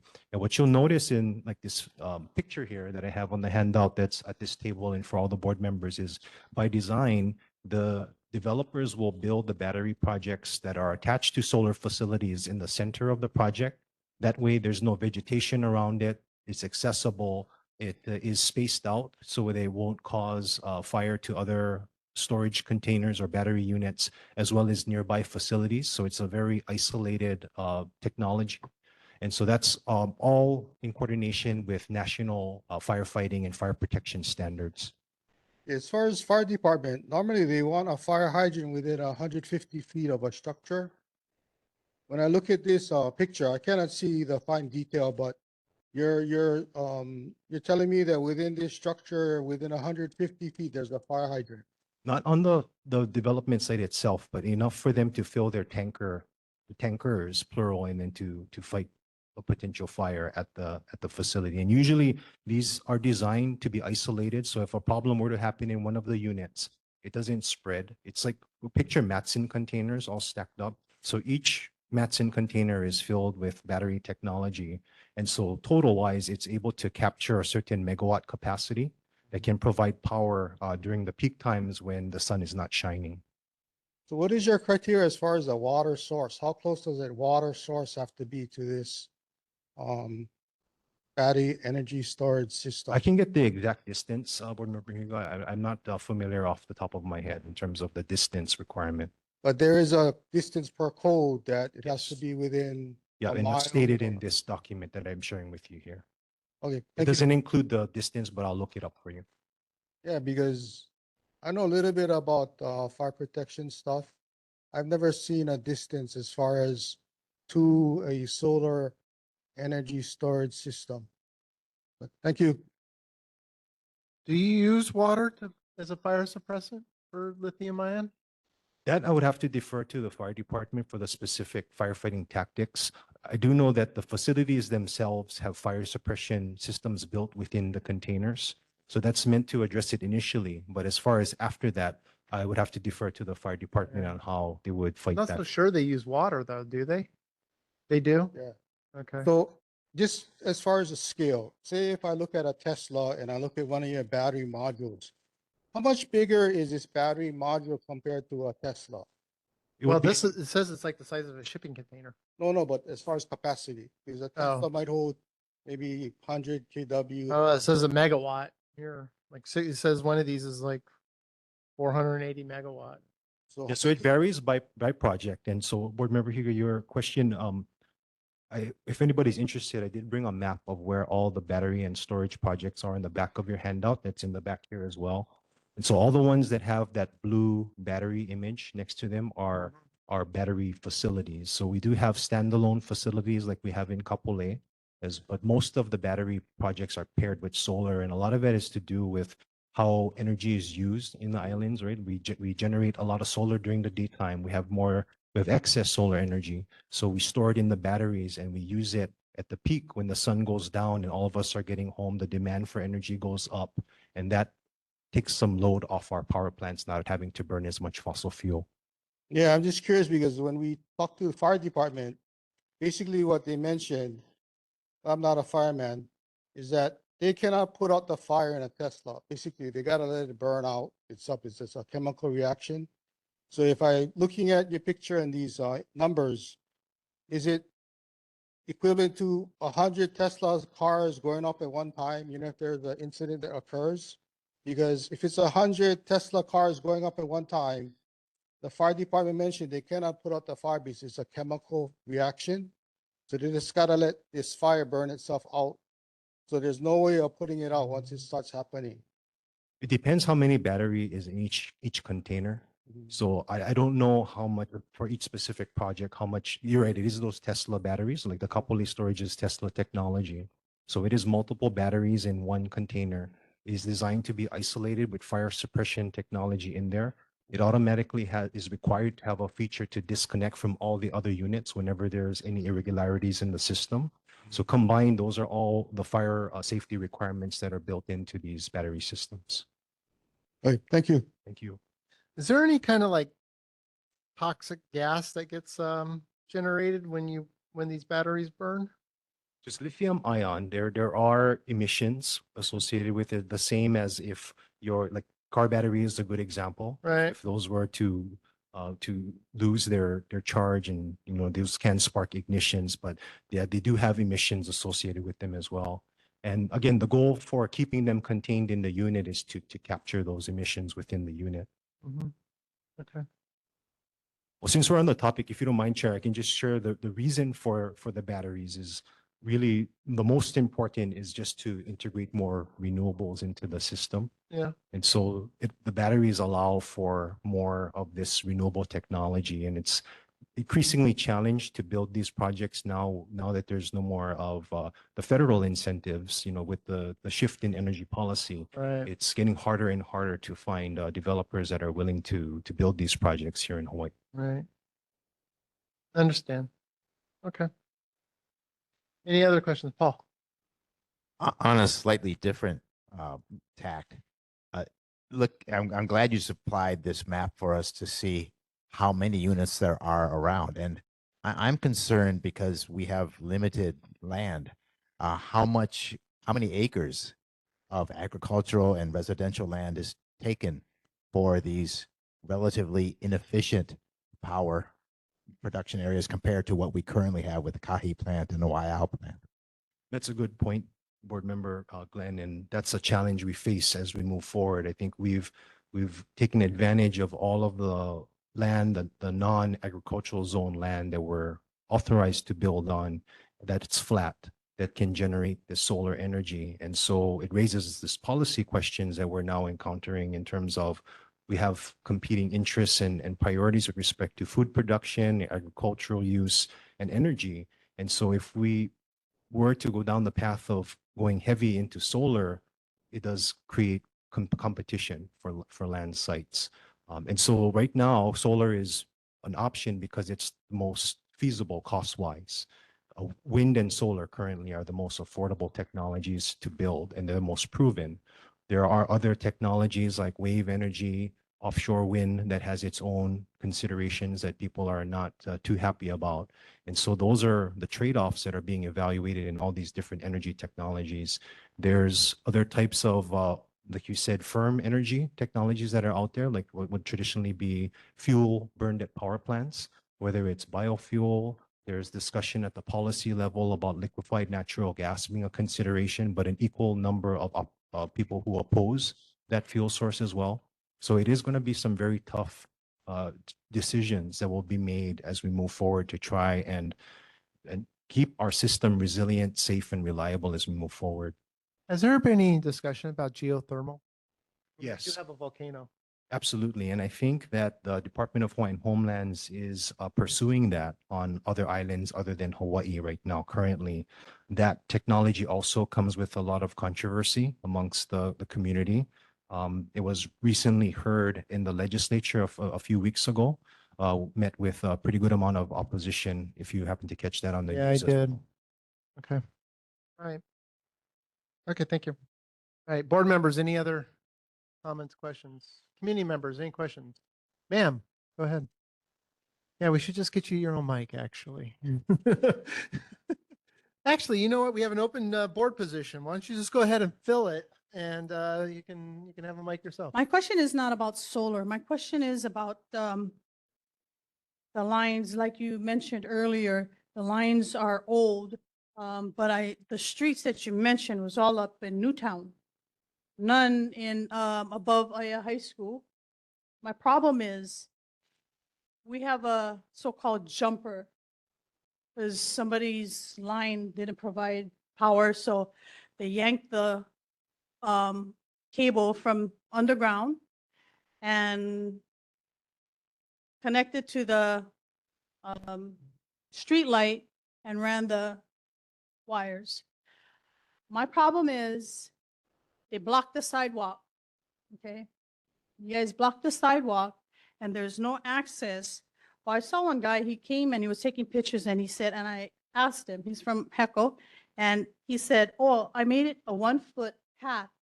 And I said, brother, put your family. I says, we have rentals on these, on our street. There's cars that are parked on the street on both sides.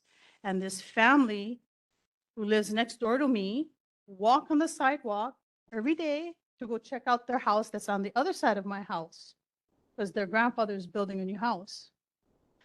Why should they walk in the middle of the road? So now I called HECO and I made a complaint, and this gal, my chalet, tried to pacify me and said, I understand. I guess that's under you guys' desk. I understand. I said, you understand, but you're not fixing a problem. I says, where does that put me if there's a jumper and it's just been erected, do we go at the bottom of this jumper list? Because I seen that jumper on Olena Street, below our street. It's been there for years. When does it get fixed? You know, going up the other street, there's jumpers all over the place. When you guys going to take care of that? You know? So what's your question, ma'am? Or My question is, at what cost do these children walk on the road? You know, they're not unattended. The mother is walking with them with an infant in her arms. There's two ladies that walk with infants along with their toddlers. You know, how long is it going to take for this jumper to be fixed? I want a solution. Open up that manhole, drill through that concrete and pull that wire up the street light so that the sidewalk is open, you know? Try send somebody down to go look because they said they did the fact finding or fault finding. so has somebody actually come out and take a look at that, ma'am? They sent the team and they said, you know, the customer service gal said, I understand, Mm. but basically we'll just have to wait till your number comes up. I said, hey, this just started. So what? Am I at the bottom of the list? Mm. I said, at what cost do these children, are they going to make it till 10 years old? Mm. I says, traffic is heavy on our street, Mm. back and forth. Can you send me the details on that, everything that you just talked about? Just send me the details and I can follow up with Kurt on that. They're going to understand what you're saying, but they cannot, you know? Okay. But I want to know, Okay. Newtown is a newer neighborhood than Yeah. ours. Yeah. Why is Newtown getting fixed and not Enchanted Hills? Okay. Just send me the details and then I can follow up. Okay. I can speak to that. So I Okay. do apologize that that exists. I don't have a timeline for you for that. It's one customer that's being served by that jumper because what happens is that service line has failed. And the only way to restore that service properly to that home is to trench from the street to that person's home. So it involves permitting, it involves digging up that individual or person's property, a path to their meter box. And there's oftentimes a lot of personal property along the way on private property. And so all of that is coordinated with the permitting office because again, we're digging more trenches into the roadway. And I know that that is not acceptable in terms of being told that we understand. We are working on it. We have plans and engineering in place, and I do apologize that it's not getting addressed in the. How long has this been going on?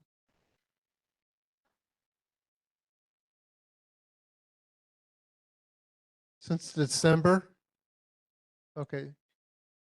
End of December.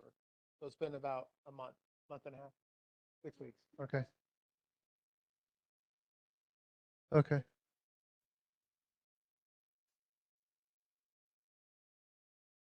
Okay. Okay.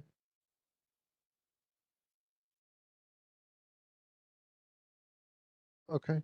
Yeah. But like he's saying, like there is a process. That process does take a lot of, I know.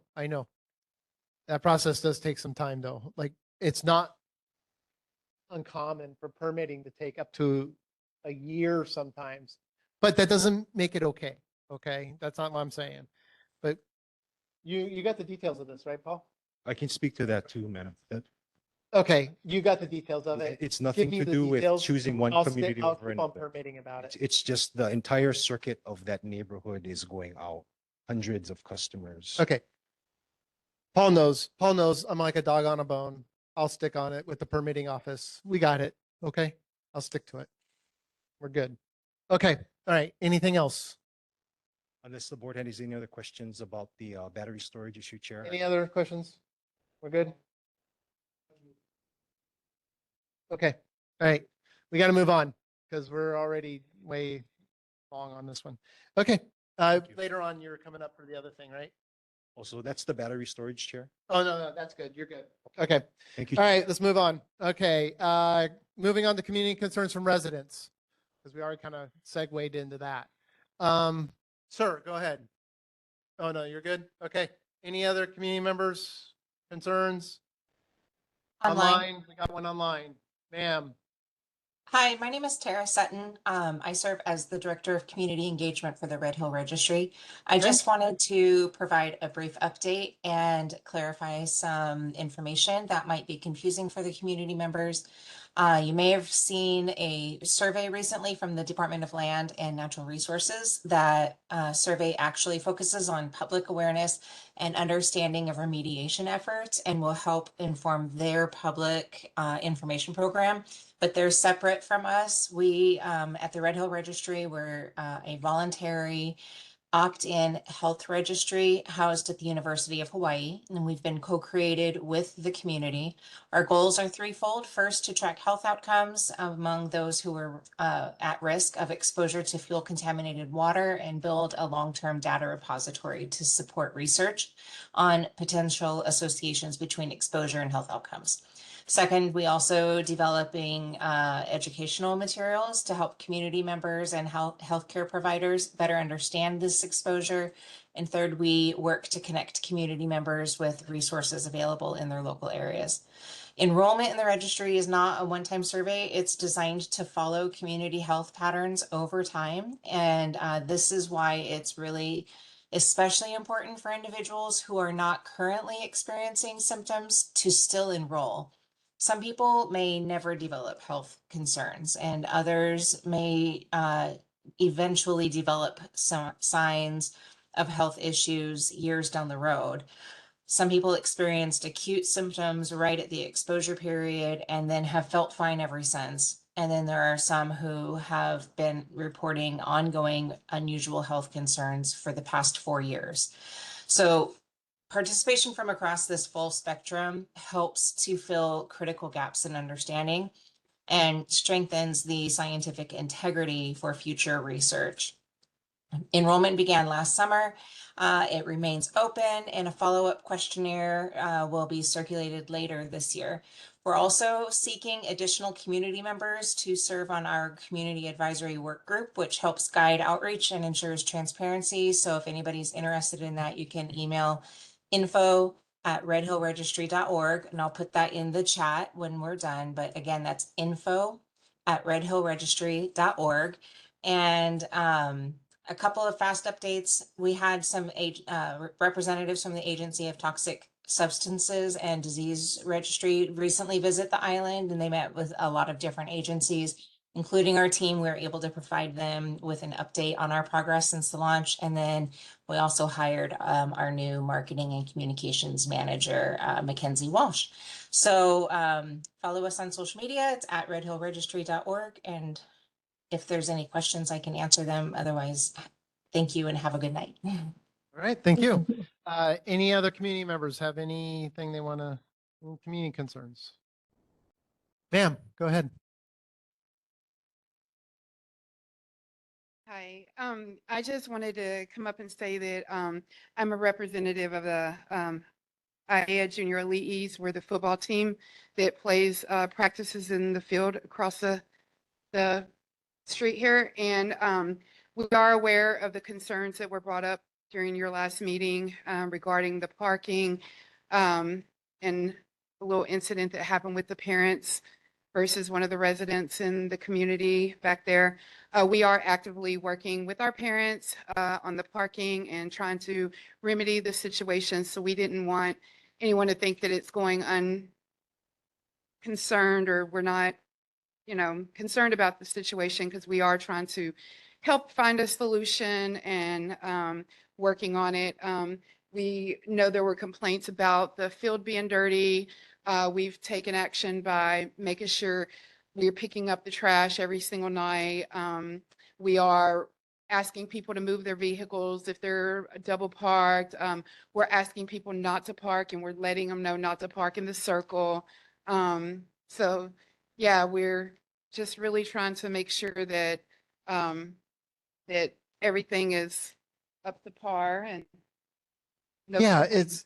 is there like a set of, is there a way that we can maybe get together and set up a meeting to where we can talk out like, maybe develop more permanent solution to these issues? Yes, that, I think that would be a yes. better way going forward. I've 'Cause been in contact I with kind of want to Ian. promote what you guys are doing because you guys are really kind of, you're helping out kids, right? Right, Paul? Yeah. And so Paul and I are like for this completely. But we also recognize the fact that there's senior citizens living over here, and there has been some conflict between you guys and them. And every time that I've come over here and you guys, I've, the road's been blocked. I've asked folks like, hey, can you move your vehicle? They've been accommodating, no problem. But I know that hasn't happened every time with others. So I think there's an amicable solution that can be found. I think we just need to sit down and talk it out, right?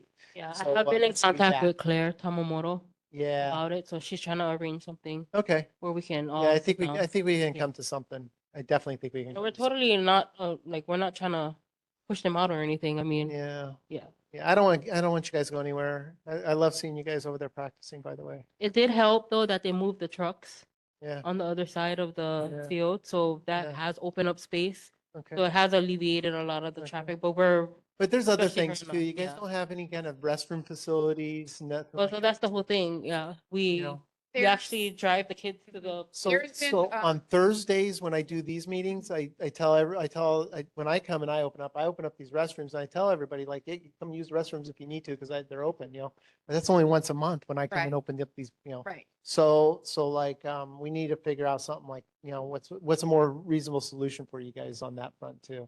So we'll figure it out, but we need to have that discussion though. Yes. So let's sit down definitely. and do that. You guys have my email? I don't think you do. No. So can we give them? Yeah, it's on my agenda here, and you can write it down. It's SS Wood, like Sam WOOD Right here. @gmail.com. Okay. Got it. So send me an email. I'll reply back. I'm really good about it. And then and Claire's got it, my email as well, and I have Claire's. And then we can all sit down and have that conversation. Okay. We'll figure something out. Awesome. All right. Thank you. All right, guys. Okay. All right. Okay. Anything else? Any other community concerns? Yes, ma'am.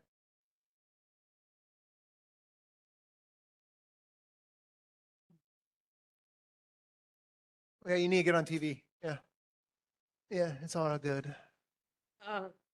I came here to support ʻAiea Junior Elite and just be part of our community. Cool. Hi, Richard. We went to school together. Yeah. As a community member, Richard. I would like to acknowledge ʻAiea Junior Elite for being a big part of our community. Their program offers, circling back to the housing kids, their program offers free fees to those housing kids to keep them out of trouble. Hold on, I wrote this down. And their program, me as a mother, their program has I see, my kids came a long way being a part of their program.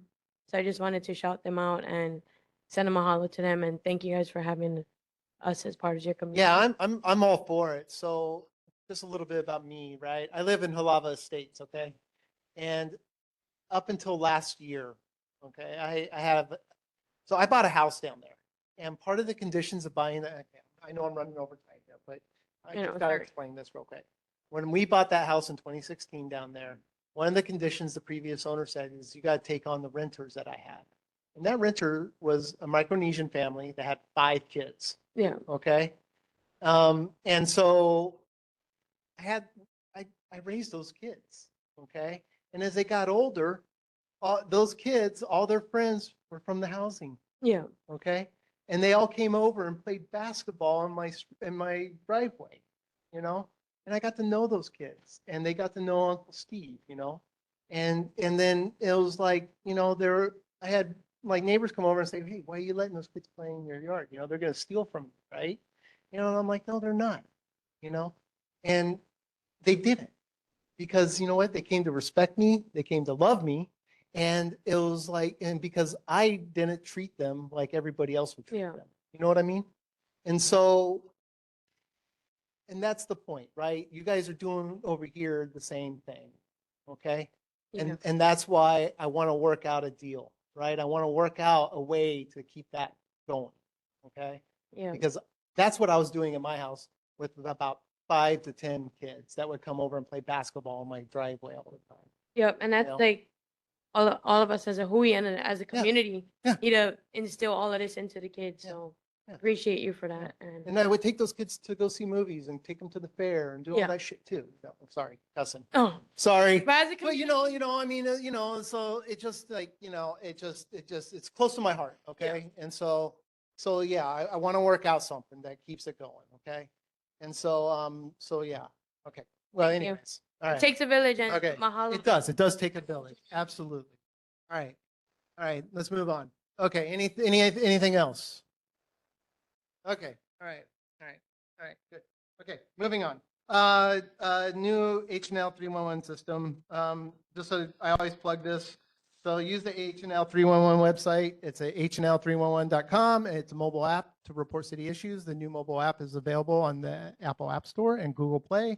It'll let you report issues, mobile service requests, and receive notifications. I use it. Anytime I get an email or a phone call or somebody says they have a problem, I actually put in a ticket, and it works very well. Okay. Now let's move on. Filling of one vacant at-large seat. Is there anybody who wants to fill in a vacancy? Going once, going twice. I passed this multiple times during the meeting. Nobody's interested. Okay, moving on. Okay, Board of Water Supply desalinization presentation. Oh, hold on. Before we get into that, I got to relinquish chair to my vice chair. Chair now. I got to leave to go pick up my parents at the airport.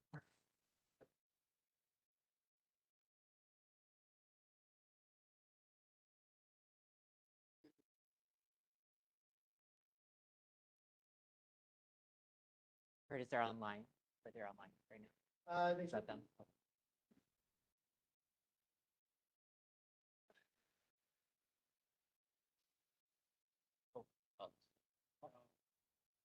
Good. Oh, hello, everybody. Thank you, Mr. Chair and members. Thanks for inviting the Board of Water Supply to talk about this Kalaeloa seawater desalination facility. My name is Barry Usagawa. I'm the program administrator for Water Resources Division and the program and manager for this project. So been working on it for a couple of decades, maybe 3 decades. Anyway, Tracy's going to help me with the PowerPoint. Next slide. Yeah, so I want to talk about project benefits, how desalination fits into this diversified water supply strategy for climate adaptation, introduce the project team, members, describe the project, and I want to talk about a couple of the challenges for the project. It's the, and by the way, I have 10 minutes. 10 minutes, yeah, thank you. The challenges for the project is this saltwater source and brine disposal. And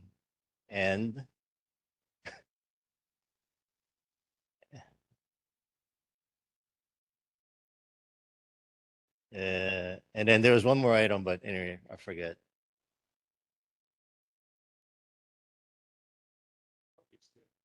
Thank you very much. I wrote the thing, I can't remember it.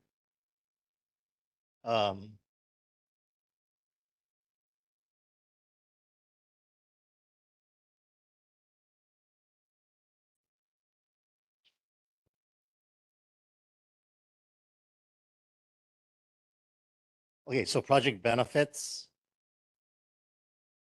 We're trying to develop a drought-proof supply. Okay, thank you. Freshwater supply, and this is going to serve Campo Industrial Park, Kapolei Business Park, and Kalaeloa Deep Draft Harbor. The water that is actually serving that area now will then be redirected to ʻAiea for growth and for the growth of ʻAiea and in support of the ʻAiea Development Plan's directed growth policy. So it's located in Campo Industrial Park at the southeast end there where the arrow's pointing. It's on the west side of the drainage canal at the end of Olai Street, which is at the end of Kalaeloa Boulevard. Next. And then so where desalination fits in this diversified one water supply options, the buckets at the top are the different types of water supplies. So we have groundwater, conservation, recycled water, desalted water, stream water, and surface water. And then the various uses is domestic, industrial, landscaping, agriculture, traditional customary practices on the right, and natural resource protection. So we can't do a whole lot of desalination because of the cost, but see the red bucket is pretty small, but it's mostly for domestic and industrial. We won't use it for landscape or agriculture because that's what recycled water is for and groundwater. So, but just know that it is an integrated supply type of strategy where we're trying to match water quality with the use. Next. And the reason why we're doing this is because climate change. We have decreasing rainfall trends, especially in Leeward, Oahu. And when the UH looks at their forecast to 2100, on the top there is their most their dry scenario. Leeward, Oahu, when it's all the red there that you see, is going to be decreases in rainfall going forward. In the bottom one, there's a wet scenario which pretty much stays the same, but we have to plan for worst case.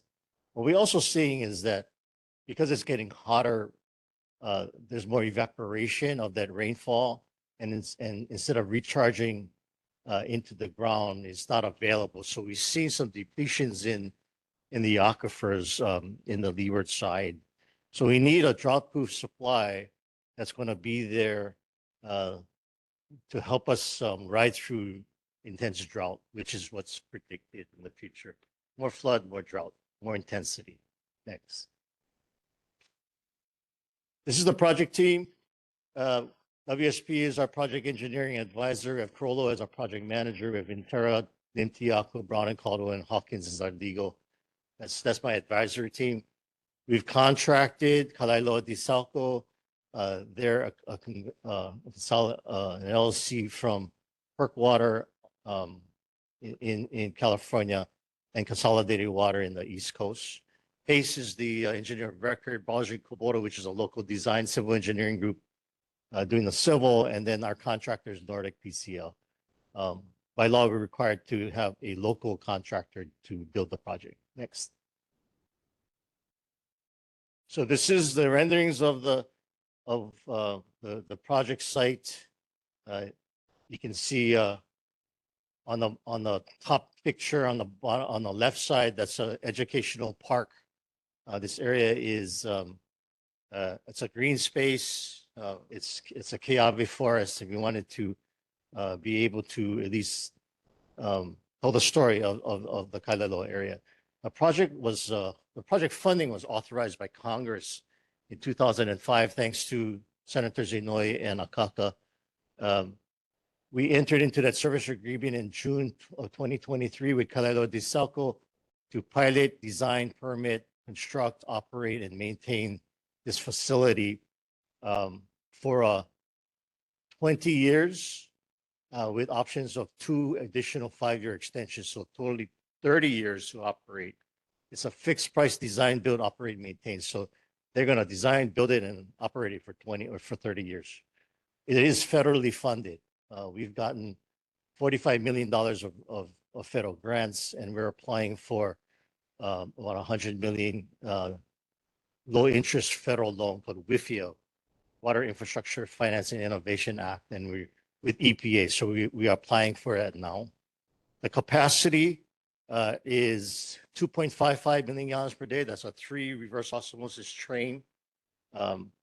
When they operate 2, it's 1.7, but 2.55. The source is deep saltwater wells that we drilled back in the turn of the century there. And I have a graphic for that. Brine disposal is in shallow caprock wells. So we don't have an ocean intake or an ocean outfall because that would be environmentally impactful. So using the ground, using the geology there is the most sustainable way. The facility will have an energy recovery system because it is to make fresh water out of salt water takes a lot of energy. Estimating about 2 megawatts of power to produce 2.55 MGD. The project did a pilot, and we created these enhanced water quality standards along with the Safe Drinking Water Act standards. We did that because we wanted to provide a reasonable match to the existing water system to ensure no detrimental impacts to customers and assets.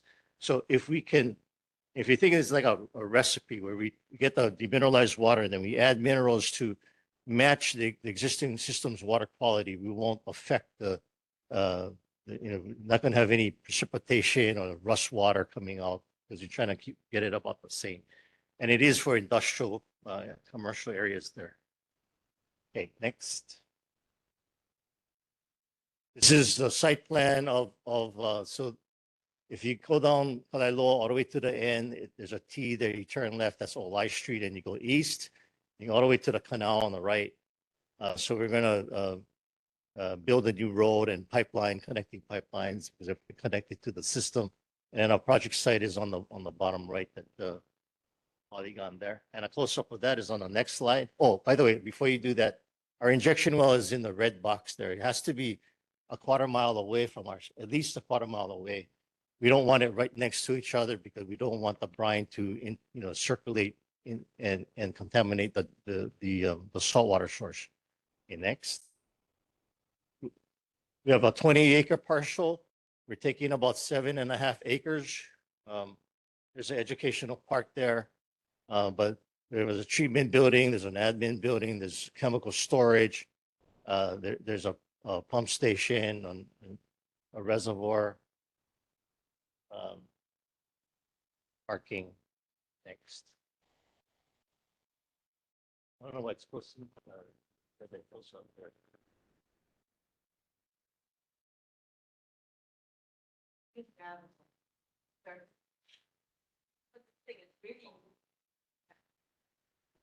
A long time. Okay, I must have been lost. I'm so impressed that, Hawaii, we're supposed to have the cleanest water. And what you're doing is taking out the salt from the seawater, or what? Right. What is your intent? Right. So we pull in all salt water from the ground. Yeah. And then putting it through this treatment process to take the salt out. Yeah. And the fresh water would then be conditioned and then pumped into the system. They're not going to drink this water. What you going to do? It's for drinking. They could. Yeah. Oh. And desalination is a technology that's used worldwide. Yeah. And because fresh water is limited, and so the technology has stepped up to that shortage of fresh water. How come nobody knows about this? I'm the only one. I don't know. I just never worry about salt water. Water.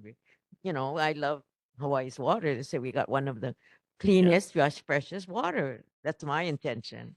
But when you talk about this, then I said everybody's going to be concerned, right? Eventually, if we don't have water or a shortage, it's going to create problems. Yeah. If So that ever happens. Yeah. Right. Okay. You got me answered. This is just real quick. This is the sort of the deep well is the source well. It's a solid pipe, going through the blue, through all the brown and gray. So we're pulling salt water out of the blue, that was salt, and then the overlying is the cap rock, and that's where we're injecting the brine. The next slide is just a model that we did that shows that the brine will then sink because it's deeper, it's more dense than the salt water. So next, yeah. Barry, I hate to interrupt. Could you wrap up because we have several other agendas. Right, it's going out to the ocean, so it's not affecting the coastal water. And the next slide is the schedule. We should be. We wanted to do on PV for energy, but then Fish and Wildlife said that this is a critical habitat, so we have to grow some endangered plant species. So that's the plan for that. And then the last slide is the schedule. So by 2028, we should have that online. So mahalo and ask away. Thank you so much. Board members, any other questions? Lawrence, one question.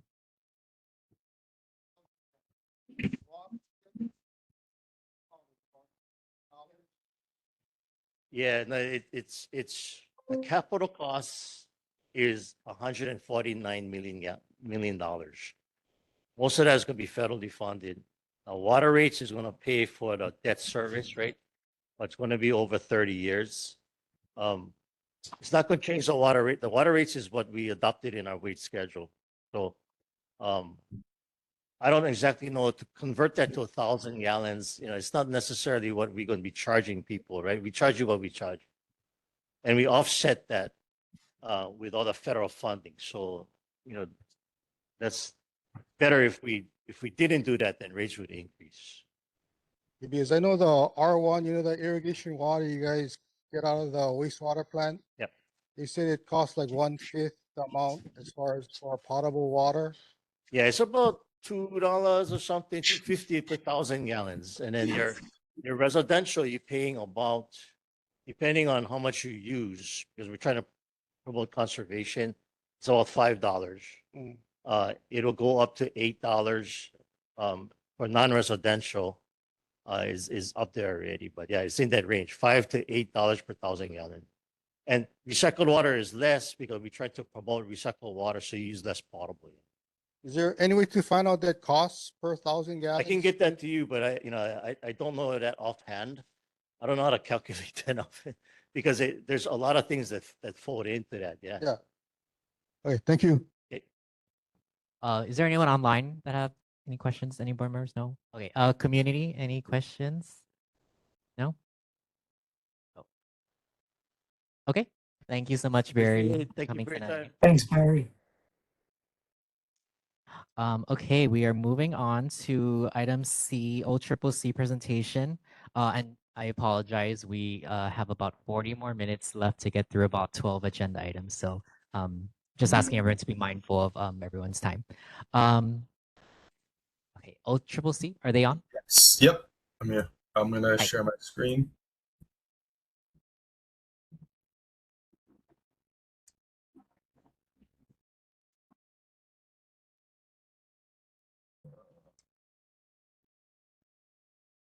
Okay.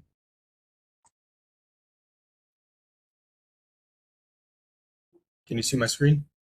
Yes. We'll start from the beginning. Okay. Hello, everyone, members of the board, members of the community. I'm Chris Gaydosh from AHL, here on behalf of the new Oahu Jail design team. Tina Maynard couldn't make it tonight, so we're going to go and give some brief updates on the new Oahu Jail project. In less than 10 minutes, we'll touch upon these topics you see here. So first off, the difference between a jail and a prison. This project is a jail and not a prison. Individuals that will enter OCCC are those that are awaiting trial or sentence for minor crimes. The average stay for a sentenced person is less than 12 months. Programs in jails are aimed to help individuals successfully re-enter society. It is important to note that for both jails and prisons, the Department of Corrections and Rehabilitation operates under a unified system. A brief history of OCCC. OCCC's history spans over 100 years and dates to 1916 at its current site in Kalihi. In 1998, over 20 years ago, Hawaii's Corrections Master Plan highlighted the need to replace OCCC, and 5 years later, in 2003, the Corrections Master Plan update reiterated the need to replace OCCC. OCCC is old. Most of our facilities in Hawaii are old. OCCC's replacement represents the largest public work project in state history as it relates to prisons and jails. There is a universal agreement that the current OCCC is obsolete. As a result, it is costly to maintain and operate, and as a detention facility, it is not adequate or appropriate to house and assist inmates. 4 things I'd like to highlight.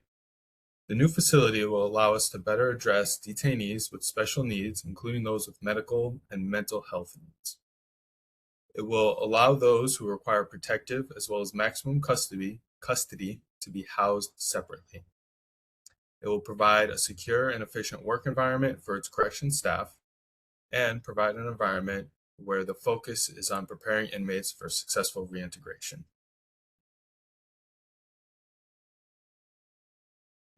So in essence, the new facility aims to provide physical, social, and therapeutic environments, increase operational efficiency, increase community partnership for programs and volunteer organizations, provide better visitation experiences for family members and friends.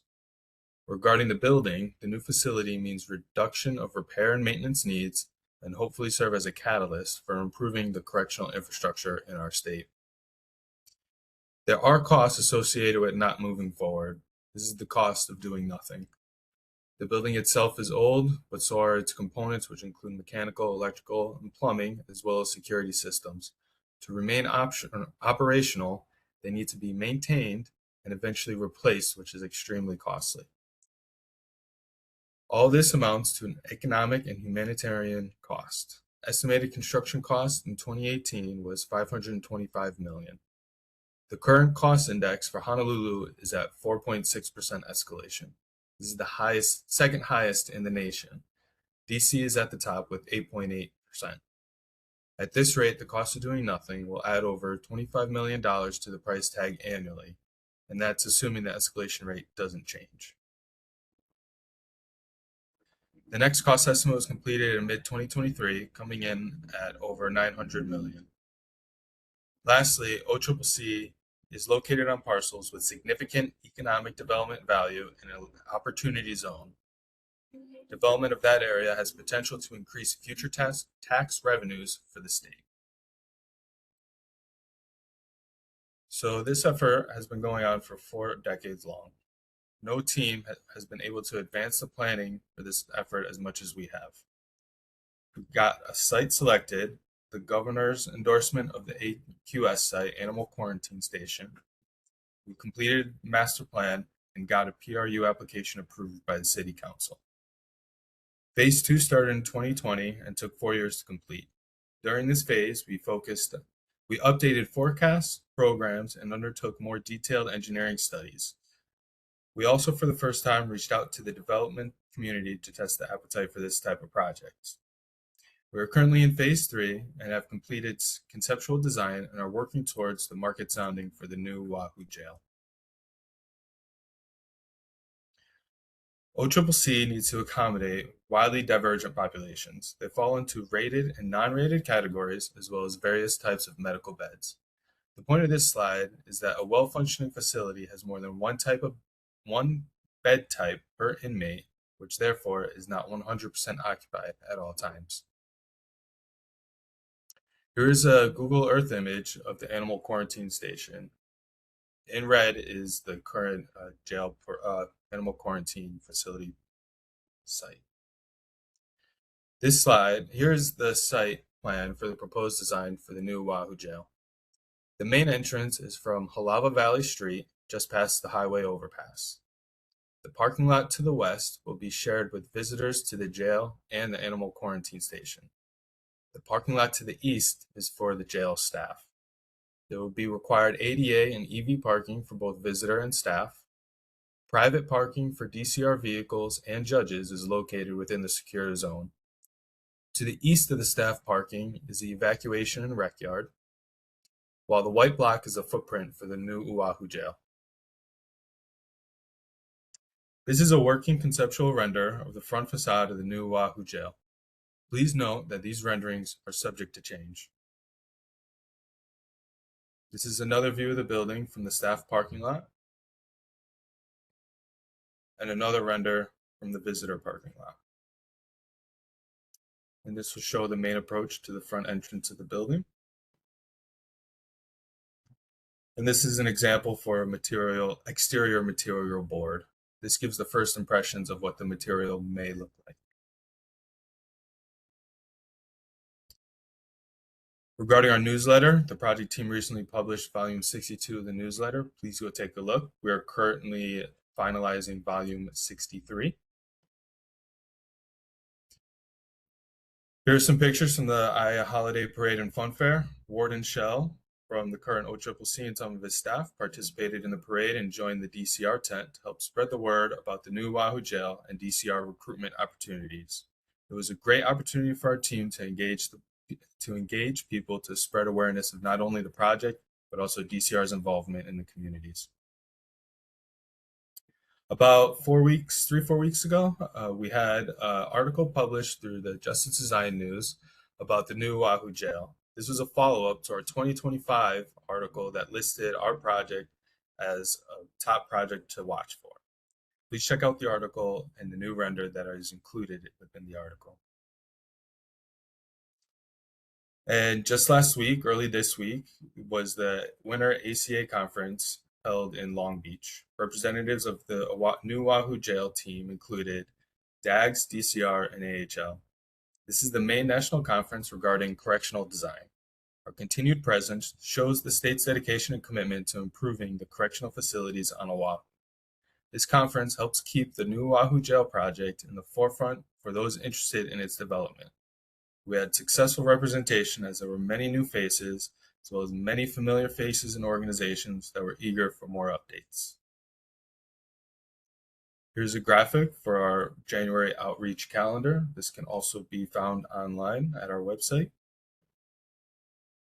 And a familiar graphic regarding the P3 procurement. This graphic representations of how the financing might work for this project. P3 provides private financing to alleviate the large upfront funding obligation from the state. This procurement method provides maintenance over a predetermined concession period, most likely 30 years, and the developer hands over the well-maintained facility at the end of their contract. Financing costs are offset by savings gained in the project's life cycle, such as the third-party maintenance contract. And of course, our project timeline. This is a reminder of our timeline with the noting the major milestones and where we currently are in the dashed red line. That's it for our update for the new Oahu Jail. On the screen is a QR code to the new Oahu Jail website. If you haven't already, please sign up for the newsletter to get the latest updates on the project. And that'll be all. I can take questions. Thank you, Chris. Board members, any questions? Anyone online? I don't. Vice Chair. So, Yeah. oh, hi. Yes. Hi. That's all. No, I just wanted to let the individual know who just spoke that thank you for your presentation, but I think you guys have to make a correction. This is not just mere pretrial detainees being held on minor crimes. The director himself acknowledged to this board, these guys being held pretrial can be being held for murder, rape, kidnapping. So these are not minor. No, there's sentenced, those that are sentenced to minor crimes, as well as No. But this is pretrial, and all those that are pretrial, Correct. allegedly, that are will be going to trial on murder, could be murder, kidnapping, and all the nasty, heinous crimes. So it's not something for this community to take lightly that's going to be moving into this area. Thank you. Thank you. Any other members, questions? Community? Yes, May. I can talk about what is the status of this thing? Because last year our board members went and toured it, and I was really depressed because I've seen anything so old and dilapidated. Inside the tours, cells that were so small, all you had was a sink, a toilet, and a bed. That's all they had. Anyway, what is the status? Chris, can you give a brief response to that? Yeah. So the jail, the OCCC is still there, and it's still in need of repairs.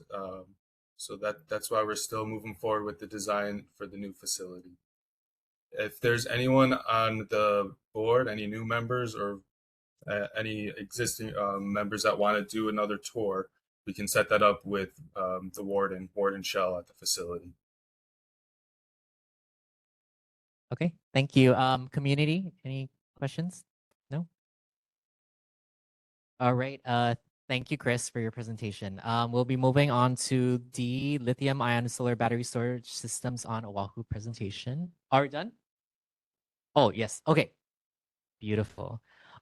We'll be going down to feral pig management presentation. Thank you for your patience and thank you for attending tonight.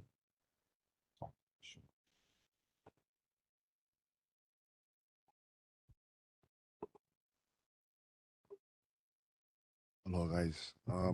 First and foremost, thank you for having me tonight. I'll make this quick because I know we don't have a lot of time left. My name is Zeno Choi. I own a local business called Paw Patrol LLC, where we specialize in feral pig trapping and removal.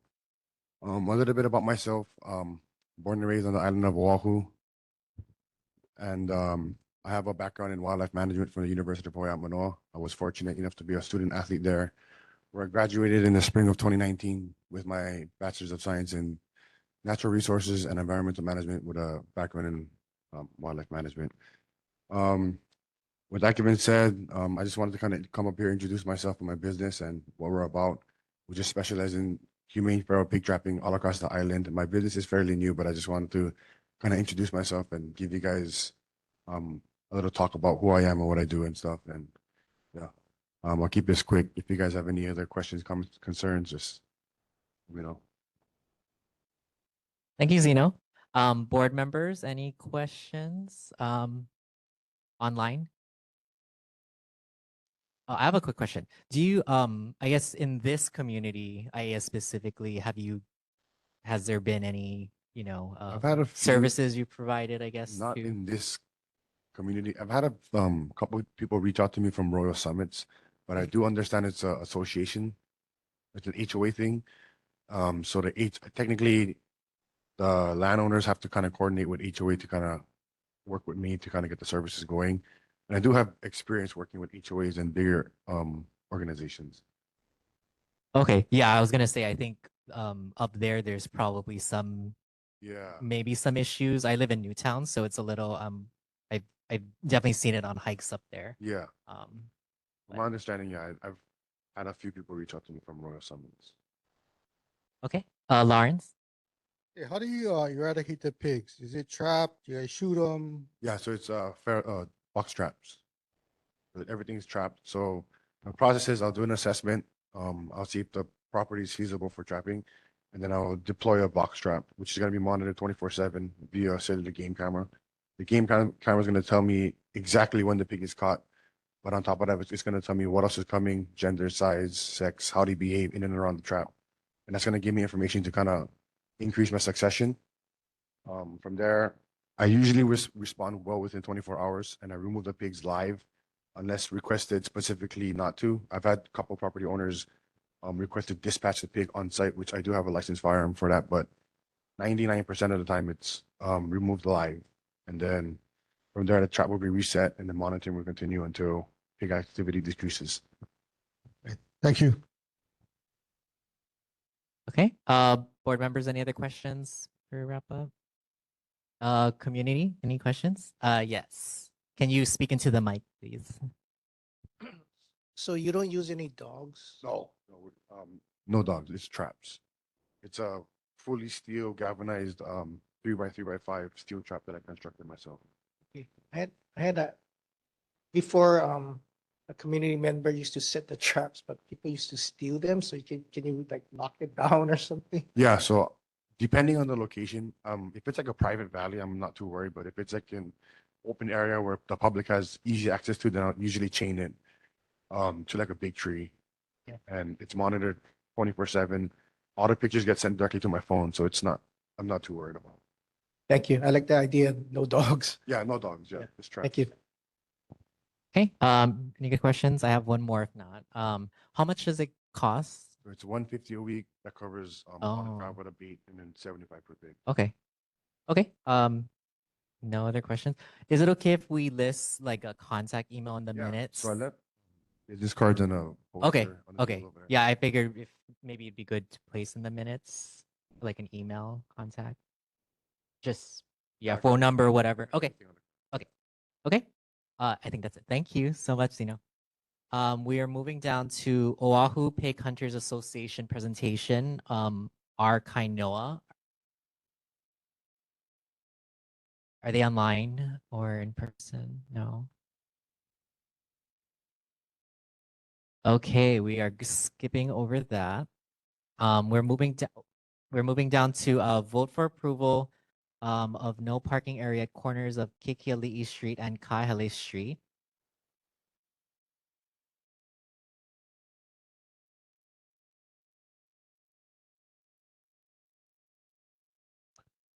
Hi, could you just for the record, state your names and a brief description of what you're asking for the board?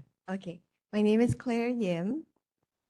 And what we are requesting, well, we did request that the city install a parking restriction along the southern side of Ka'ahele Street from a point approximately 60 feet Makai of Kekiele East Street to a point approximately 55 feet Mauka of Kekiele East Street.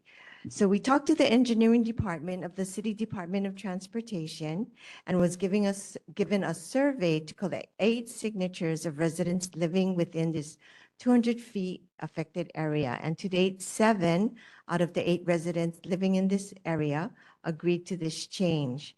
We have not been able to contact the 8th resident. It seems that that home is vacant.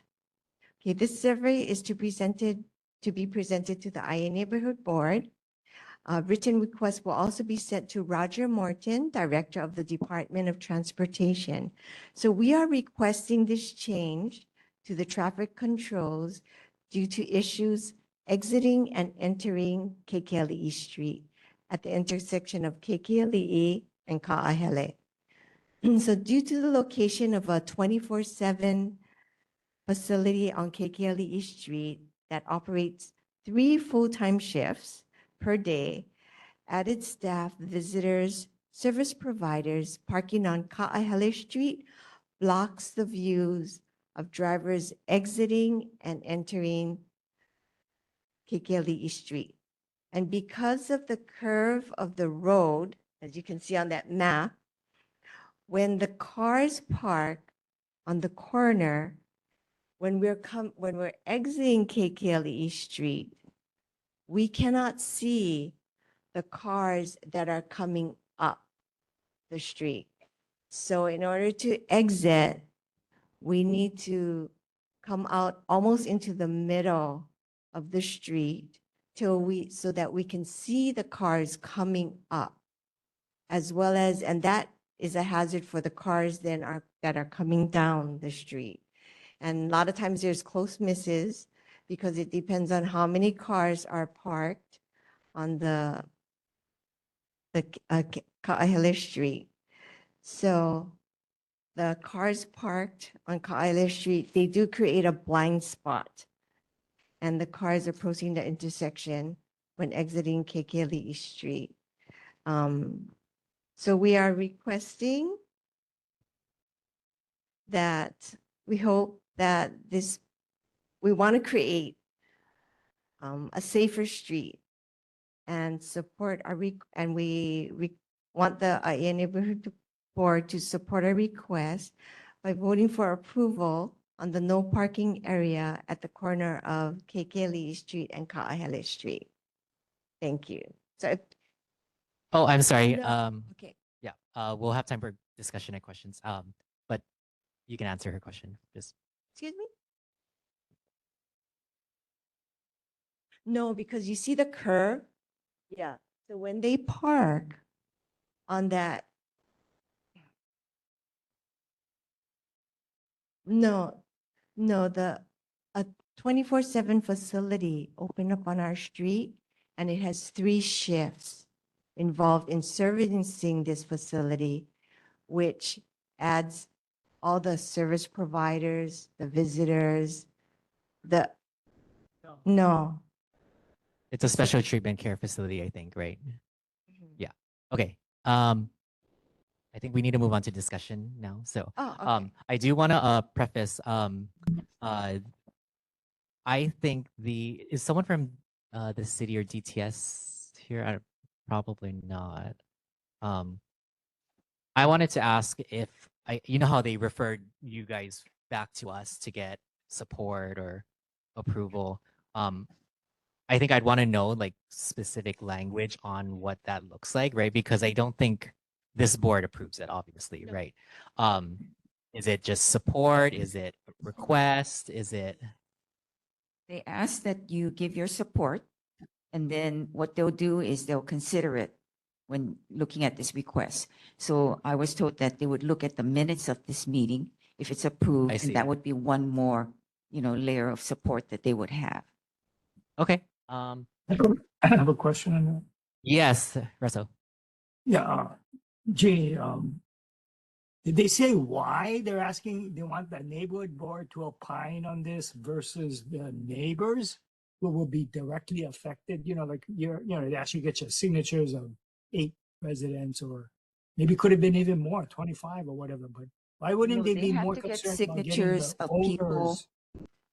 living Yeah, with the owners of, 200 feet. That's the rule they have. yeah, but why You do you don't need have the to get the whole board, this community to neighborhood support it. boards? You know, I don't know if this neighborhood board support, if we were to give the support, means anything to them, because we're not living there 24/7 like you folks, you know. So I would think that common sense would tell me I would want to see everybody on that street agree, or those, directly affected to agree, with this parking restriction, those who will be affected, by this area. You know? Anyway, that's my comment. I don't know why. It doesn't make sense to me. But this is what I think this is the procedure that they have to follow. Yeah, I think Because we're working directly with the engineering department at BTS. Yeah, I think BTS, my experience with them is they'll ask you this and then they'll come back and reject it anyway. That's good.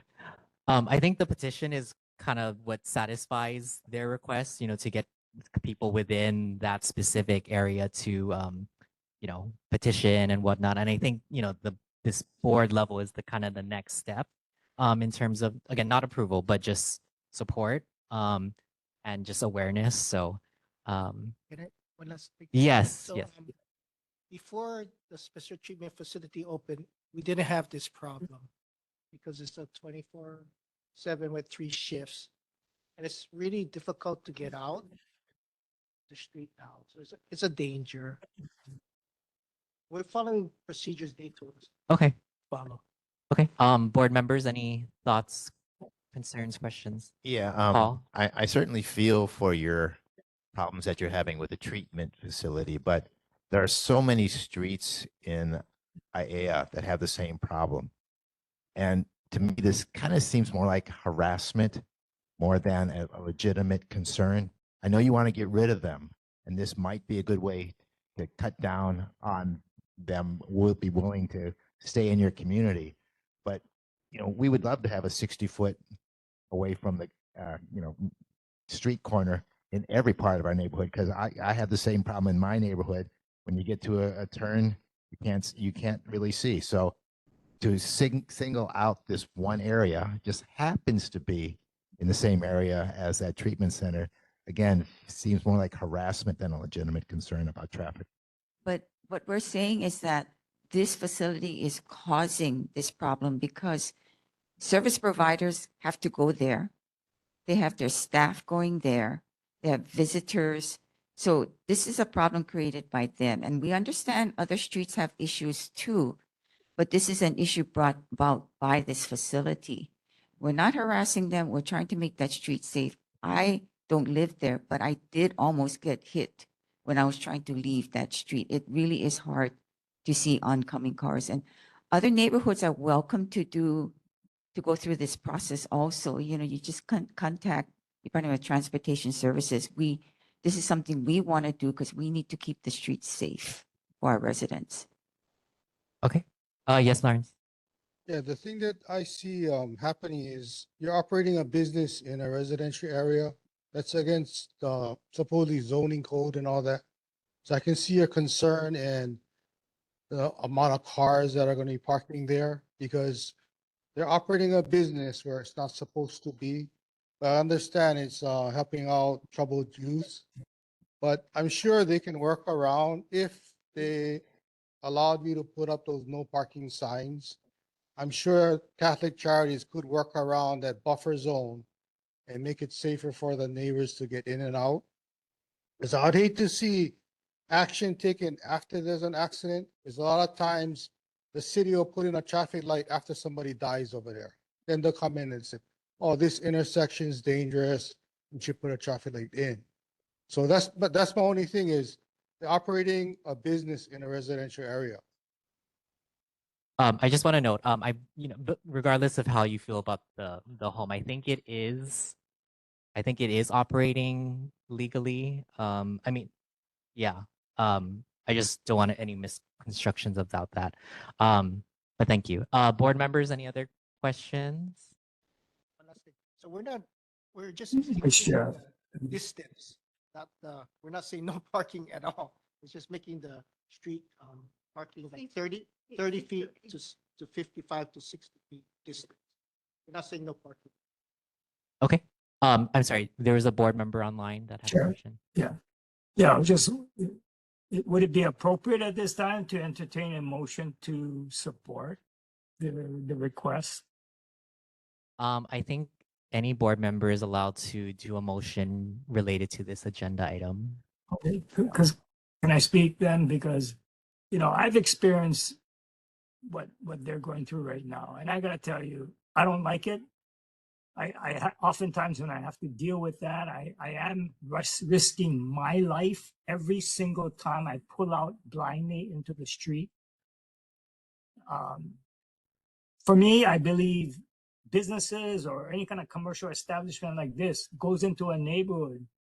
The neighbors are there first. They come in later, and under the guise of I want to buy a residential property, turn it into more of a facility where it cannot even house the vehicles of the people that have to be there.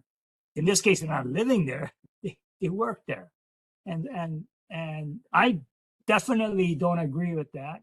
I certainly, although I see it sometimes happening in some places, I also know in ʻAiea, that church by Newtown, by that formerly Buzzes, they actually rent an off-site parking area for their church members, and then they bus their church members to the church every Sunday morning.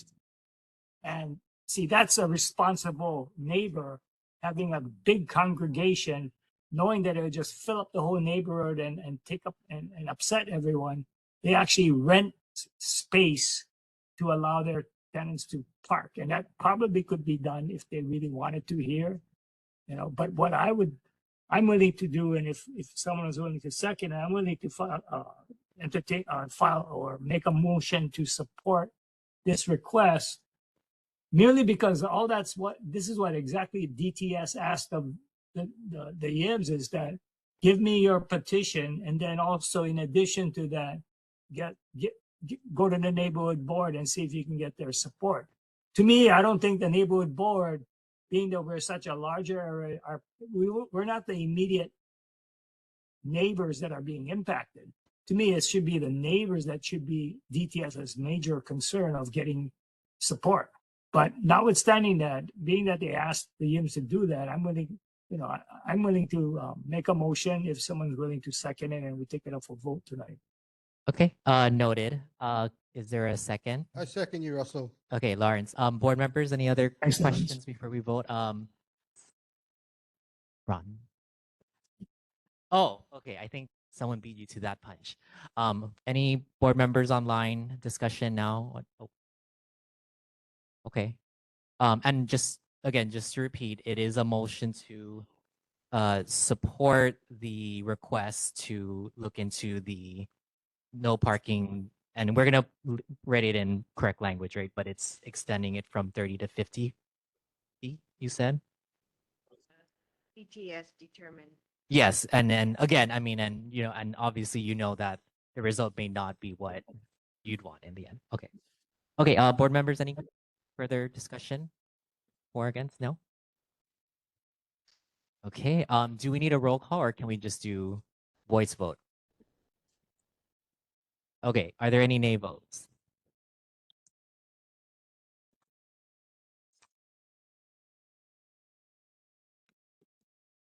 Board members online, can you identify yourselves? I think there's a couple. I think board Kathy? member. Yes, Kathleen. Yes, I abstain. Oh, she's abstaining. Okay, Paul, Glenn is abstaining. I think Bernie and Russell are online. Support. I abstain. Okay. Yes.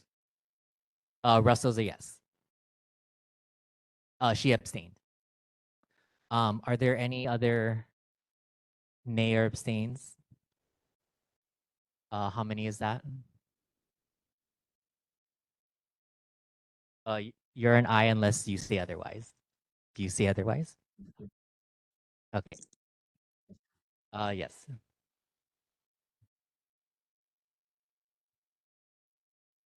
Wait, we only have 8 people here? 1, 2, 3, 4. I think there's 9 online because there's Russell, Colin, and Kathleen. Okay. Okay. Okay, so currently motion does not pass. Okay. Okay. The motion did not pass just because we didn't reach the quorum requirement for majority. Sorry, so we would have to just move on from this, but you can discuss with Steve or that's after. Okay. Moving down to approval of written summary for video record for January 13, 2026. Can I get a motion to accept the minutes? Paul, can I get a second? Okay, May? Okay. We can just quickly look over the minutes. If there are no corrections, and if there's no nays to it, minutes approved. Okay. I apologize to the rest of the reports, but we will try to go through everyone quickly. U.S. Congressman Ed Case, are you online? No? Okay. Governor Josh Green's representative, Janelle, are you online? Yes, I'm here. Hi. Hi. Good evening, Chair, members of the board, and members of the community. Janelle Sanishi, representing the Office of the Governor. The governor did do his delivered the State of the State address on January 26th. It's outlined really well in the governor's February newsletter, which is in the Google Drive and also available at governor.hawaii.gov.